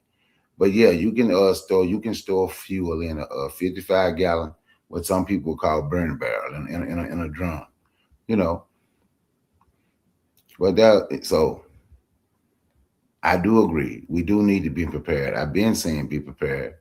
That's why, you know, when COVID hit and they shut everything down, shit, I was able to feed 7 families out of my house for a whole damn month because I had so much stuff. And that ain't me trying to back. I'm just saying I do this because I do stuff like that because I always believe something gonna happen. And I always feel if something happened, Black people always catch the worst. So I don't want us to catch the worst. I want us to be able to survive these things and make things better. I yield my. So in the chat, Culture Education, my boy Culture Education brought up something. He said, you know, included in knowing your neighbors is including your Yoruba neighbors. And I said, well, I'm trying to get away from them too, as a matter of fact. I have a reason why I say that. But he says that this was actually brought up in emergency preparedness training taught by a Black nationalist. I find that interesting because me personally, you guys know the show The Walking Dead, right? See, I look at what they don't show you or what they don't tell you in these things. If you notice in The Walking Dead, you rarely see Black people in that. Because in their minds, Black folks are going to be the first people to fall. And as a matter of fact, they might be the ones to take out the Black folks in that scenario. You see, I look at it as people are going to pair up, man. People are going to pair up, and these white folks are going to pair up in their large marauding groups. Asians are going to do their thing. Mexicans, they're going to do their thing. We got to be able to do our thing. We have to be able to pair up into groups and to protect ourselves.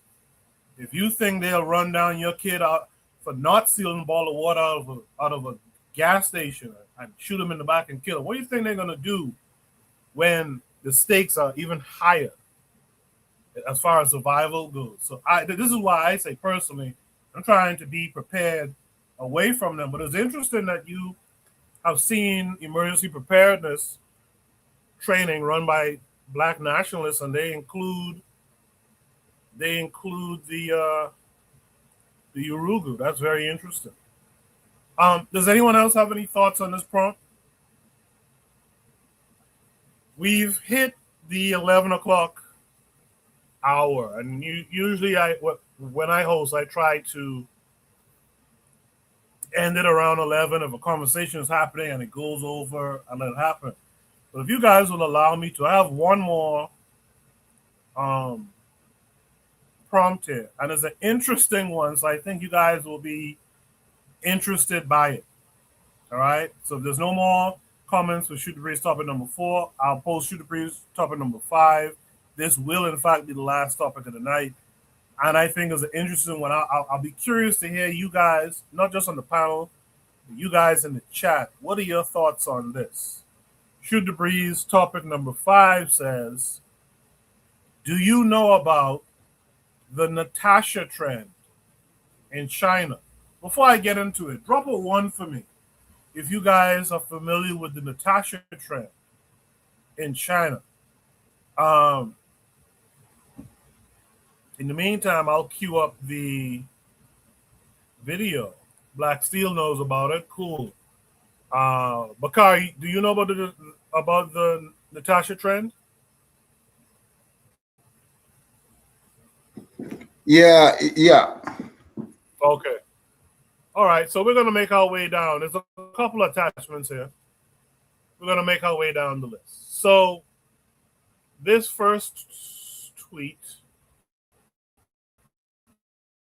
you guys can see it. It says, I don't doubt that these same people would think using a white-skinned baby doll as a stress relief toy to be abused would be grotesque and psychopathic. The baby being black makes it okay, though, because it allows them to not see it as human. So let me play the video.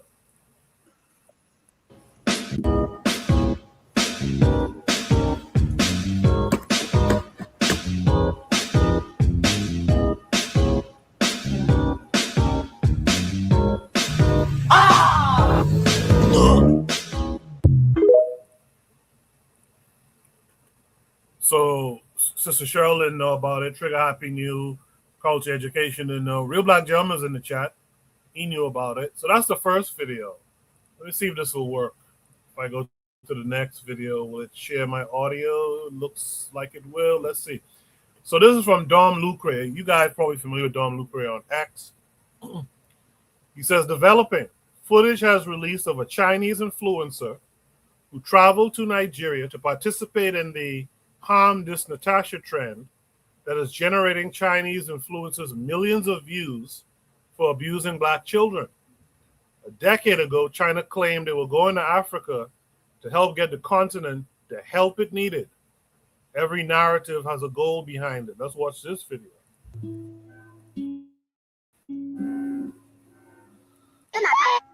我有活的NATASHA，我有活的NATASHA。My name is NATASHA。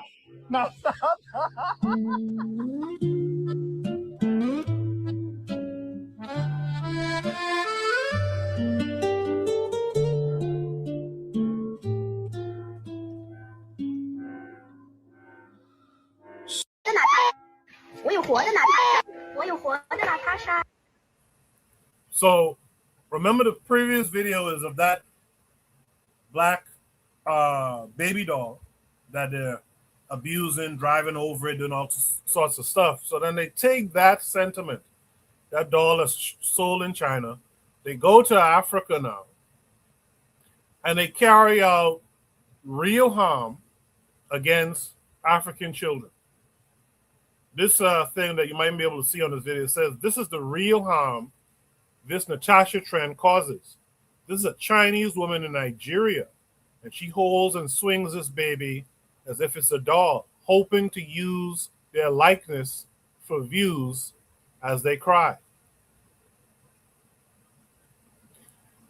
There's another video. This one, let me see if this is going to work. This one takes us to YouTube. The video is called How Some Chinese Vloggers in Africa Are Abusing African Children for Content. We'll watch it. In fact, let me change the speed to 1.5. We'll watch it, and then we'll discuss it.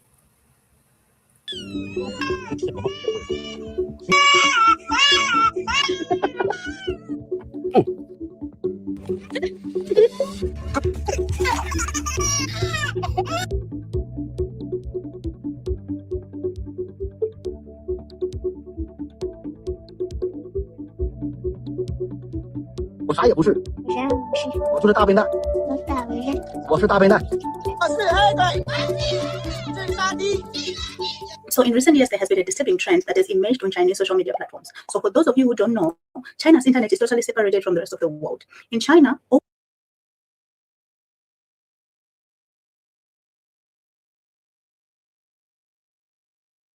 foreign apps, I mean all international apps that basically everyone else uses, apps like WhatsApp, YouTube, Google, any app that you can think of is completely blocked in China. They use their own versions of everything basically. So it goes without saying that these Chinese alternatives are extremely localized. They are mostly in Chinese and they cater exclusively to Chinese audiences. Now, the type of content I'll be dissecting today is a trend where Chinese content creators deliberately seek out the poorest communities in Africa. And once they are in these villages, they get the villagers to make all manner of content. So today I'm going to talk about a subgenre of this type of content that I find especially disturbing, something that I've been seeing for years now. These are videos that feature children, African children. So if you go on my YouTube channel, you're going to see that this topic is something that is very far from my niche, and it is something that I really don't want to talk about, but nobody has really been drawing attention to this problem. I know that the BBC has made a documentary about this before, but I don't know why nobody else has brought attention to it ever since. It has kept going, and honestly, I don't even know why such content is popular in the first place. So since nobody is bringing attention to this unique content, I might as well just bite the bullet and talk about it. So because it is a very tough topic to dissect, and I don't want this video to be very long, so I'm going to make a tier system, tier 1 to 5. Tier 1 is the borderline okay, not okay type of content. Up to tier 5, where really somebody needs to be tracked down and arrested. So starting at tier 1, we are going to look at the genre of rage baiting, but with kids, black kids to be specific. There are two types of content that I want to talk about here. The first type are these rage baiting videos where a Chinese person, usually a woman, has a black child with them, like a child that is clearly black, monoracial black, not mixed. And they claim that this child is their own child. Now, at first glance, this type of content seems really harmless. It seems pretty innocent. Here's where it gets really interesting. When you go in the comment section of those types of videos, the only word that I can think of to describe the things that you are 100% guaranteed to see in those comments is vile. We are going to watch a few of those videos in a minute, but before that, let's talk about the second type of rage baiting videos using black kids. So these are the channels of people who don't really go to Africa per se. They don't post anything original. They take content from other platforms that are mainstream platforms like YouTube, Instagram. They take those videos of black kids from the internet, usually babies, and then they repost them on the Chinese internet. Again, very innocent. It's not like there's something wrong with reposting a video of a baby, but two interesting things: the caption of said video and the comment section of those videos. And I don't know why I'm saying horrible things like that. You want to kill a baby, you want to kick a baby, all sorts of horrible things. I don't know why it is socially acceptable. But apparently on Chinese social media, it just is, even that the baby is black. But any other baby, now you cannot say that, people will come for you. But if the baby is black, anything flies. And even more than that, I cannot fathom why on a video that has been viewed by hundreds and thousands of people, not even one person found this behavior abnormal and thought to call it out. You know, one of the things I got to appreciate about YouTube after I moved to China was that even though there were some negative types of content out there, there will be some people in the comments calling it out. It's one of the things that you cannot find on social media platforms in China. So in tier 2, I'm going to talk about two types of videos. The first type is when a grown person, a fully grown human being, has a channel full of videos where he's just chasing after black babies. These are channels where you can find videos upon videos upon videos of African kids just running away, terrified. And these are kids that are probably out playing because there is usually no adult around. So in Africa, if you're not from Africa, it's just something that is culturally normal for kids to go out by themselves and play in the streets because usually nothing happens, right? They are safe. They go, they play the whole day and they come back. When I was a kid, we used to do that also. We would go out the whole day and play and come back for dinner. And our parents would never worry about us because we were safe. Nobody would take advantage of us. We were just kids playing. That is how it is in most African societies, especially in the rural areas. But then now there are these people who are coming in and taking advantage of that culture. And these content creators, they go where these kids are playing and they are chasing these kids around with cameras. And these kids are running, they are terrified. And sometimes there is no context. And on other videos, there is commentary, which leads me to the second type of videos that I'm going to put in tier 2. So these are videos where a Chinese person is just cussing out a child in Chinese. Of course, the child doesn't understand. And sometimes these are children with their parents around, and the parent also doesn't understand it either. These types of videos are so popular for some reason, though I don't get why. Who in their right mind enjoys watching children being degraded and cussed out in a language that they don't even understand? And today I'm going to talk about people who sell videos, especially those personalized videos. So happy birthday or happy anniversary, those kind of videos. Like for an example, the guy who was in the BBC documentary, he would go and take these kids out of school and he would spend the whole day with them, making them to make all sorts of videos. And most of those videos he would monetize. Some of those videos are personalized videos that people buy for hundreds of yuan. And these kids, they are not getting paid anything. They're not getting paid anything. And he gets these kids to do all this kind of things. And sometimes the parents, of course, he would tell them that I'm a Chinese teacher. I'm teaching them Chinese. And yet these kids, they didn't even speak any Chinese, right? So it's just basically using those kids for content. When the parents started seeing that something fishy is really going on, he would follow these kids to school and get them out of school, give them some candy or something, and make them film hours and hours and hours of footage which he will in turn sell in China and make a lot of money. I mean, this guy in the BBC documentary, he was going all out. He was making these kids massage his feet. He was making them do all sorts of labor for him. He was a king. He was living like a king. And the parents were not aware of it, which is probably what is happening with all of these videos that we are seeing on Chinese social media platforms. The parents are most likely not aware of what is going on with their children, which is really sad. It's a problem that is so difficult to address because these videos, they're not being posted on mainstream social media. They are being posted in a country where the social media platforms that are used are exclusively for that country. So like people outside cannot see exactly what is going on. So these people are doing all of these things and they're getting away with it. Now for tier 4, these are videos where a grown person tells kids to say things that are degrading to themselves and Black people as a whole. You know, this is just, I don't even know what to say about this. Tier 5. Tier 5 is where it gets infuriating. You know, there are videos of grown men touching on young kids, videos of grown men slapping babies, beating up other people's kids. But what is really disturbing about this type of content is the things that people are saying in the comment section. Like, you see a video of a grown man slapping a baby, throwing a pillow on a baby that is just lying there. And I don't know where the mother is. Like, how can you trust a stranger in your house with a baby? I don't know what relationship he has with the mother, or maybe like he's just a stranger who came in. I don't know what is going on. But how can people watch a video of a grown man doing this to a baby and they don't even condemn it? In fact, they encourage it. And the comments are just vile and nobody's calling it out. Like, how is this?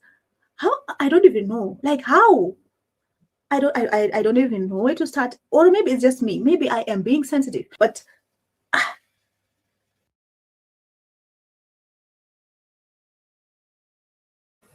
yeah, another clip. This is the last one, I think.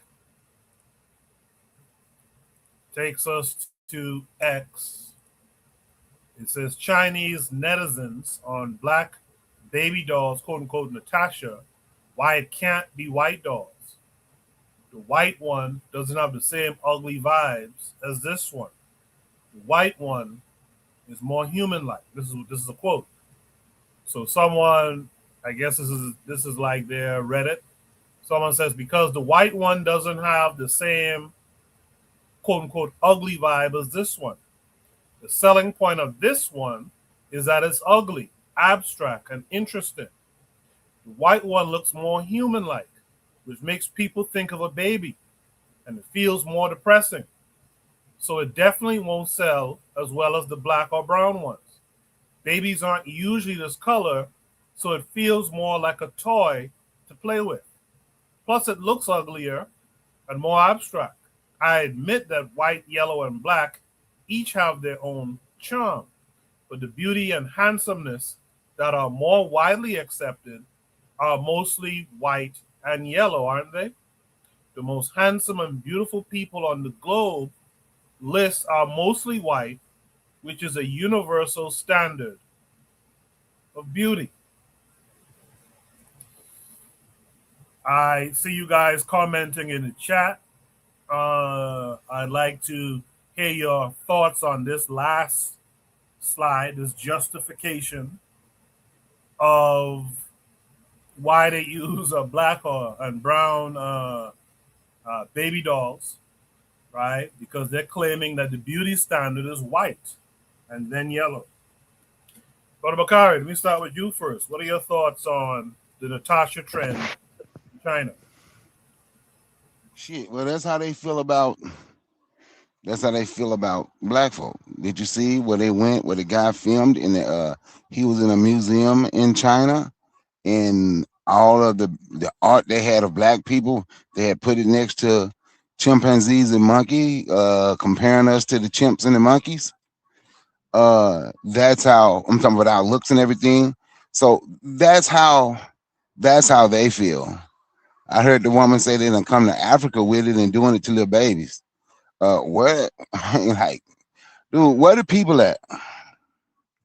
Where the men at? What the men at? Where the women at? Man, look, so eventually, right? So this is and the reason I'm saying it the way that I'm saying it, it's an absolute horrible thing that they feel that way. It's an absolute horrible thing that they do that. I don't give a damn how they feel. But once they start doing other things, then it becomes a problem. But angry with them, but disappointed in black folk. Because how can somebody just come to your country and shoot you like shit? Just like somebody can come to your neighborhood and chase you down and shoot you in your back. And nothing is never done. I don't know if they think they white or trying to be white or not. I ain't putting this on white folks. These damn Asians. That's who doing this. They think they're white. I don't know what they think. That's these gooks who looking down on black folk and treating black folk like this. Treating black folk like this, and we are taking it.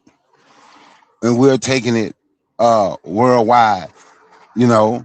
And I'm quite sure there's been a couple instances, you know, there have been instances where black people have done something, but I'm talking about as a whole, and the way this shit is shown, in the way that it's shown, we're taking it globally.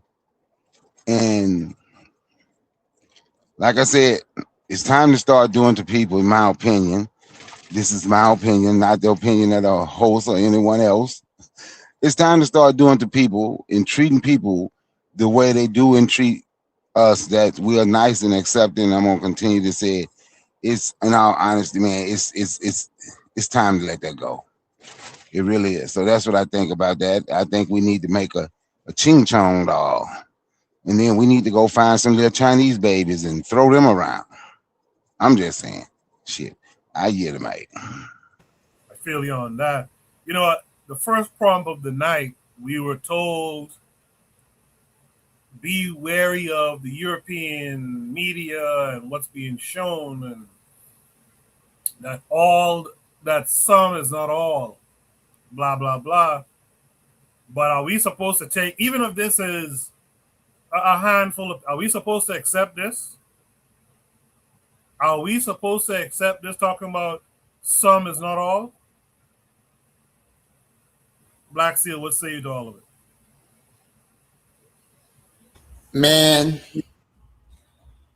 that was hard to look at, man. That was hard to look at, especially when they're putting their hands on the kids, man. Like, who are you to put your hands on anybody's child, right? And from what I've heard, my understanding is that they are now in the schools in China. They've been taking the little dolls and they've been confiscating them. So I guess the kids are having them and they're punishing them. But this is just, I mean, I know that some people have a problem with the ideology of Afro-pessimism, but whatever issues you might have with it, you can't prove it wrong. Because Afro-pessimism basically says that anti-Blackness is basically the axis around which the world turns. And I agree with that. So anti-Black violence is a necessity for the world to function. And that without anti-Black violence, the world as we know it would cease to exist.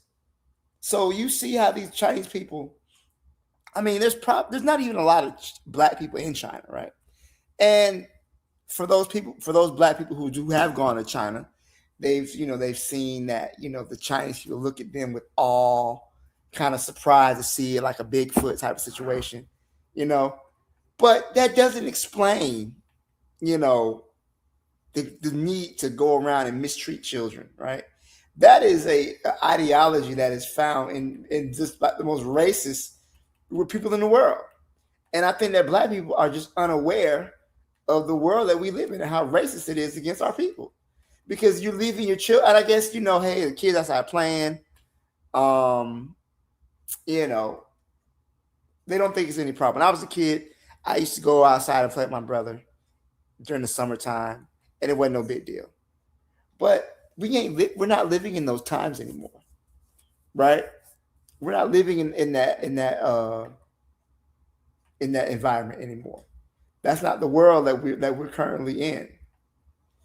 We got to guard our people. But yeah, it's overall, like I say, the world is guided by anti-blackness, right?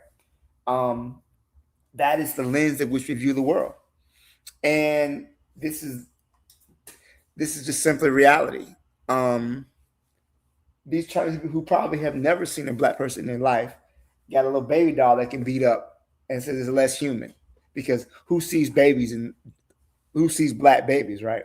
There's like 2 billion of us. There's plenty of black babies out there. It's not like a rare thing. It's like a fucking panda. Okay, there's plenty of black children out there, but at the same time, you guys people say, "Oh, we don't really see these baby colors," and But again, it just shows how the anti-blackness is just prevalent throughout their society, and there's no real reason for it. But to be black is in Afro-pessimist ideas, right? Blackness is a negation of humanity. She said it herself. They look less human, right? Blackness is a negation of individuals' humanity. They don't like to see you as human. You exist outside the human family. So we got to take from that what we can, what we will. Again, we're not going to look for solidarity. We're not going to look for allies, except within our own people. We can't trust these people because they will come. Think about it. You're going to travel literally thousands of miles to abuse children, right? That's a sickness that can't even. That's just what the white people do. They go to Thailand and whatnot to fuck on the little girls and whatnot. When they go to the, it's a sickness, and it's disturbing that these people came to Africa talking about, we're going to offer you fair contracts and help you develop for your resources and try to be fair, but they'll turn around and do this. So fucking people, I had no sympathy for them. And Africans, we got to do a better job, man. We got to do a better job of protecting our people, protecting our young people. And usually, they thought they could just leave the kids out there, let them play, and would be an issue. But we can't do that anymore. And this is exactly what I mean by our behavior and the way we manage stuff. Like the behavior things we're doing, it's completely inappropriate. Completely inappropriate. You got these people going, and the thing is, like she said in the video, the Chinese don't share their social media. So unless you're an African person who happens to be on Chinese social media, you wouldn't know until they reveal it. So man, it's sickening. That's all I can say, man. It's just sickening. I hate to see it. I'll leave it there. Thank you. Yeah, yes, indeed. Culture Education in the chat asks a question: where are the children's parents? Trigger Happy 262 says, LOL, the amount of people I saw defending China, saying this trend is suddenly a psyop to separate the revolutionary solidarity between China and black people, laughing my ass off. I agree with Trigger Happy. Fuck them opium wars. This white man came and had y'all drugged out. I forget for how long. Had y'all drugged out. But yet, white is the standard of beauty to you? Come on, man.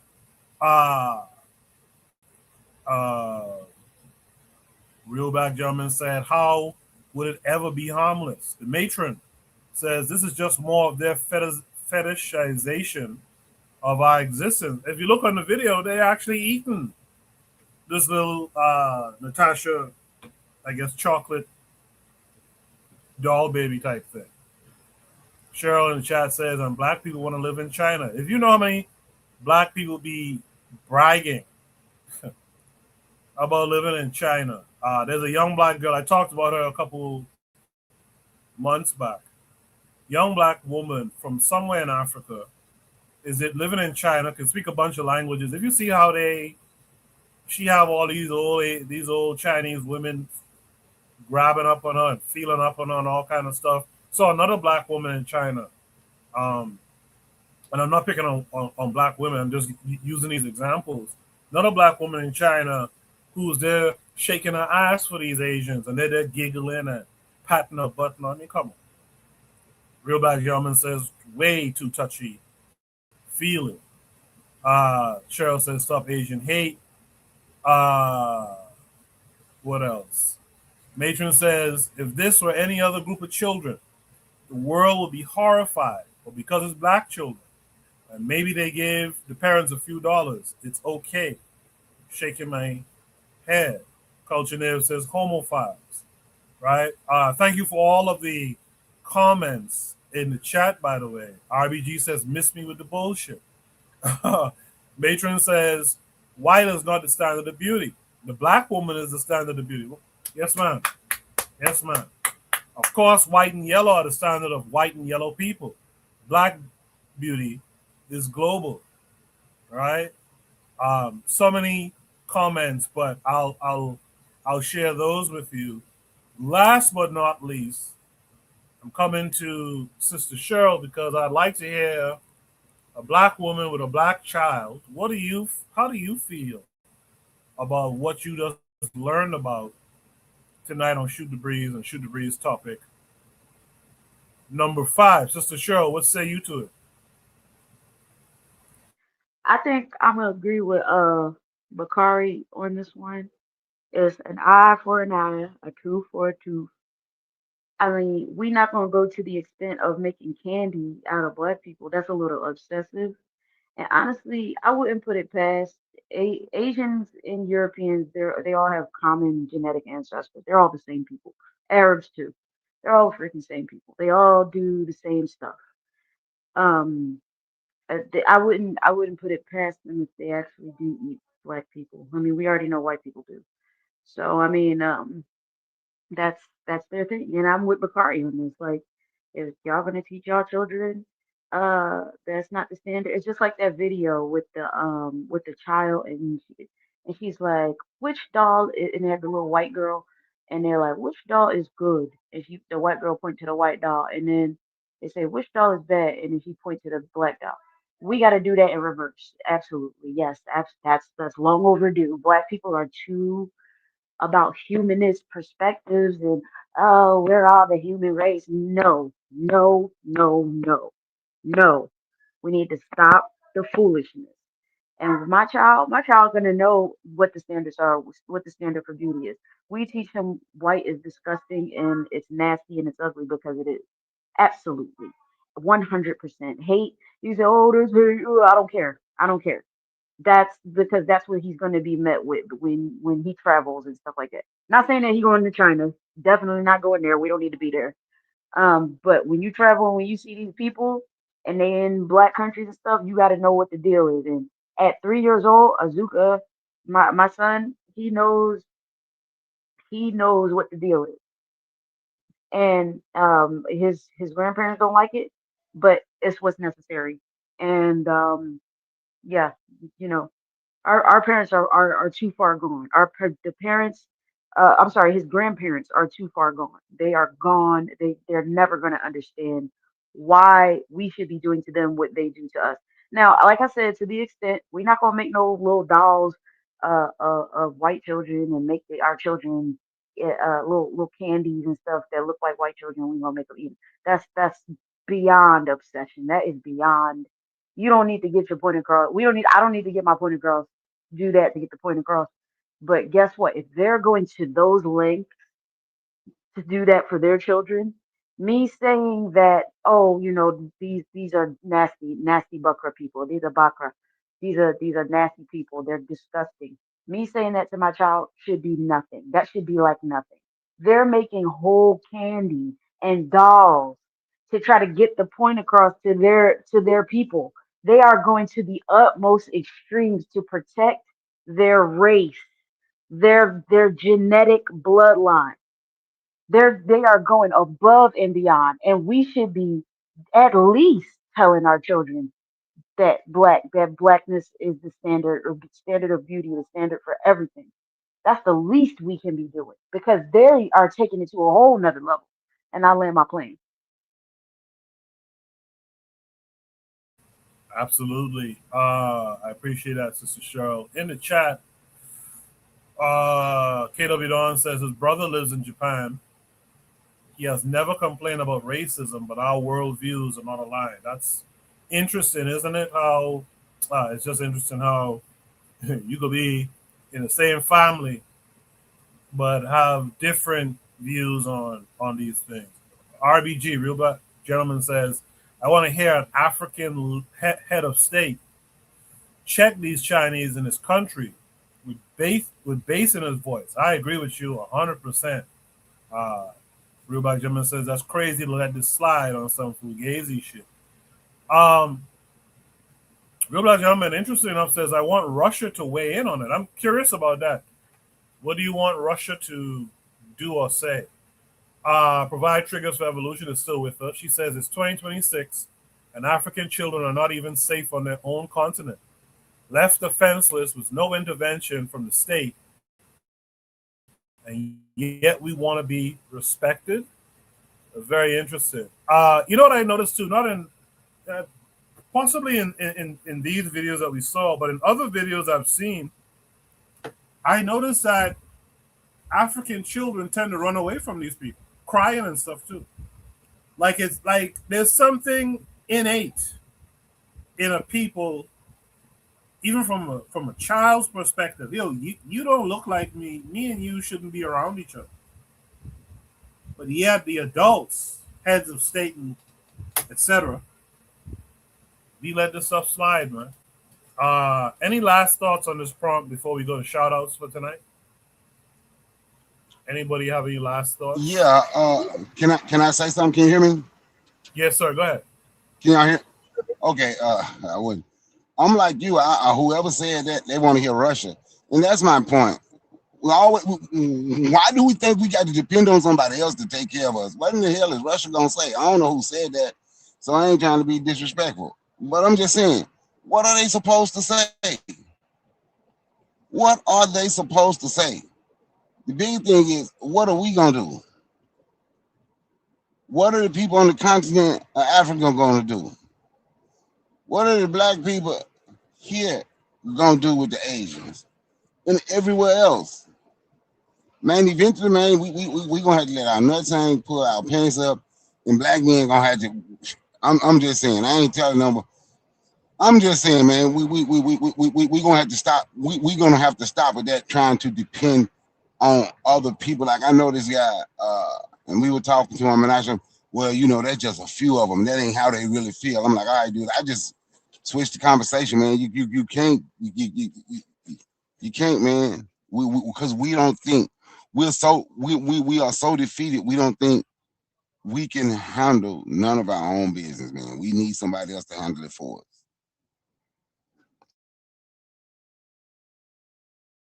I appreciate that, brother Bukai. Before you guys leave, if you don't mind, just oblige me, man. Let's do something. Let's end on a somewhat positive note, if we can. Let's give our shout outs for the week. Anything positive you saw in the Black World? This is for the Panland, for the chat. So, chat, please drop your shout outs for this week. I'm just going to go straight down the line. Black Steel, what would you like to shout out this week?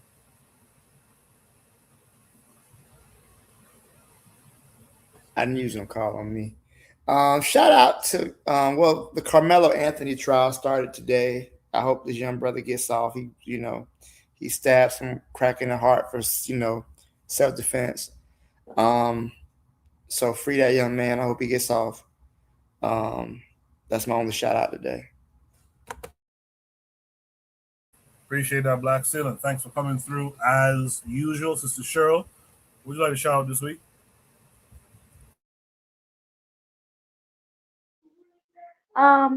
So I guess shout out. I'm in Jamaica right now. It's my first time in Kingston. I guess shout out to all of the I guess the Black businesses that I see here and the Black people that I see that we talk to that are, try to do the right thing here in Jamaica. You got a lot of Chinos. You got a lot of Chinamen here trying to buy up a lot of property and land and stuff. So I mean, we talk to like some of the locals. Some of them. I mean, obviously, a lot of them are Christianized, but even some of the ones that you can talk to that aren't. I just want to take a shout out to them because they see the problem. You have some that see the problem, and so I think that's worth acknowledging. Appreciate you, Sister Cheryl. My early shout out is to you. You're on vacation and yet you still came to hang out with us on a Saturday night. I do appreciate that. Brother Bakari, what would you like to shout out this week? First, I want to shout out to you for hosting. And once again, it was a great show. Shout out to everybody that was on that panel and everybody that's in the chat that was involved in the show. I'm gonna give a shout out to this brother. I'm gonna tell you something. Don't know his name, and it happened a few years ago. But shout out to that brother in Miami, Florida, that won a self-defense case, had to put a bullet through that Urugu chest, 2 of them for trying to jump on him in a Waffle House. I don't know his name, and it was a few years ago, but I'm gonna shout him out anyway, because that's how you handle these people that think they can do whatever they want to do to you.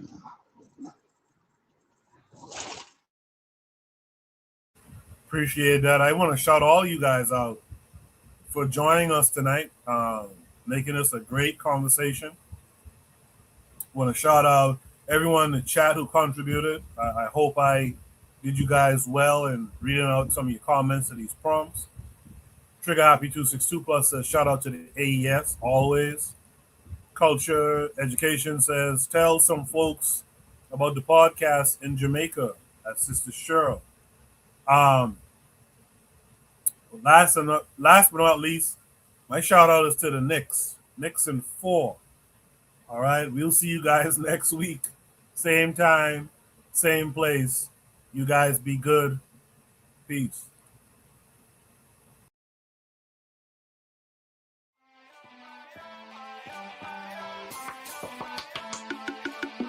Thanks for listening to the Bitter Medicine Podcast with your host, Koku.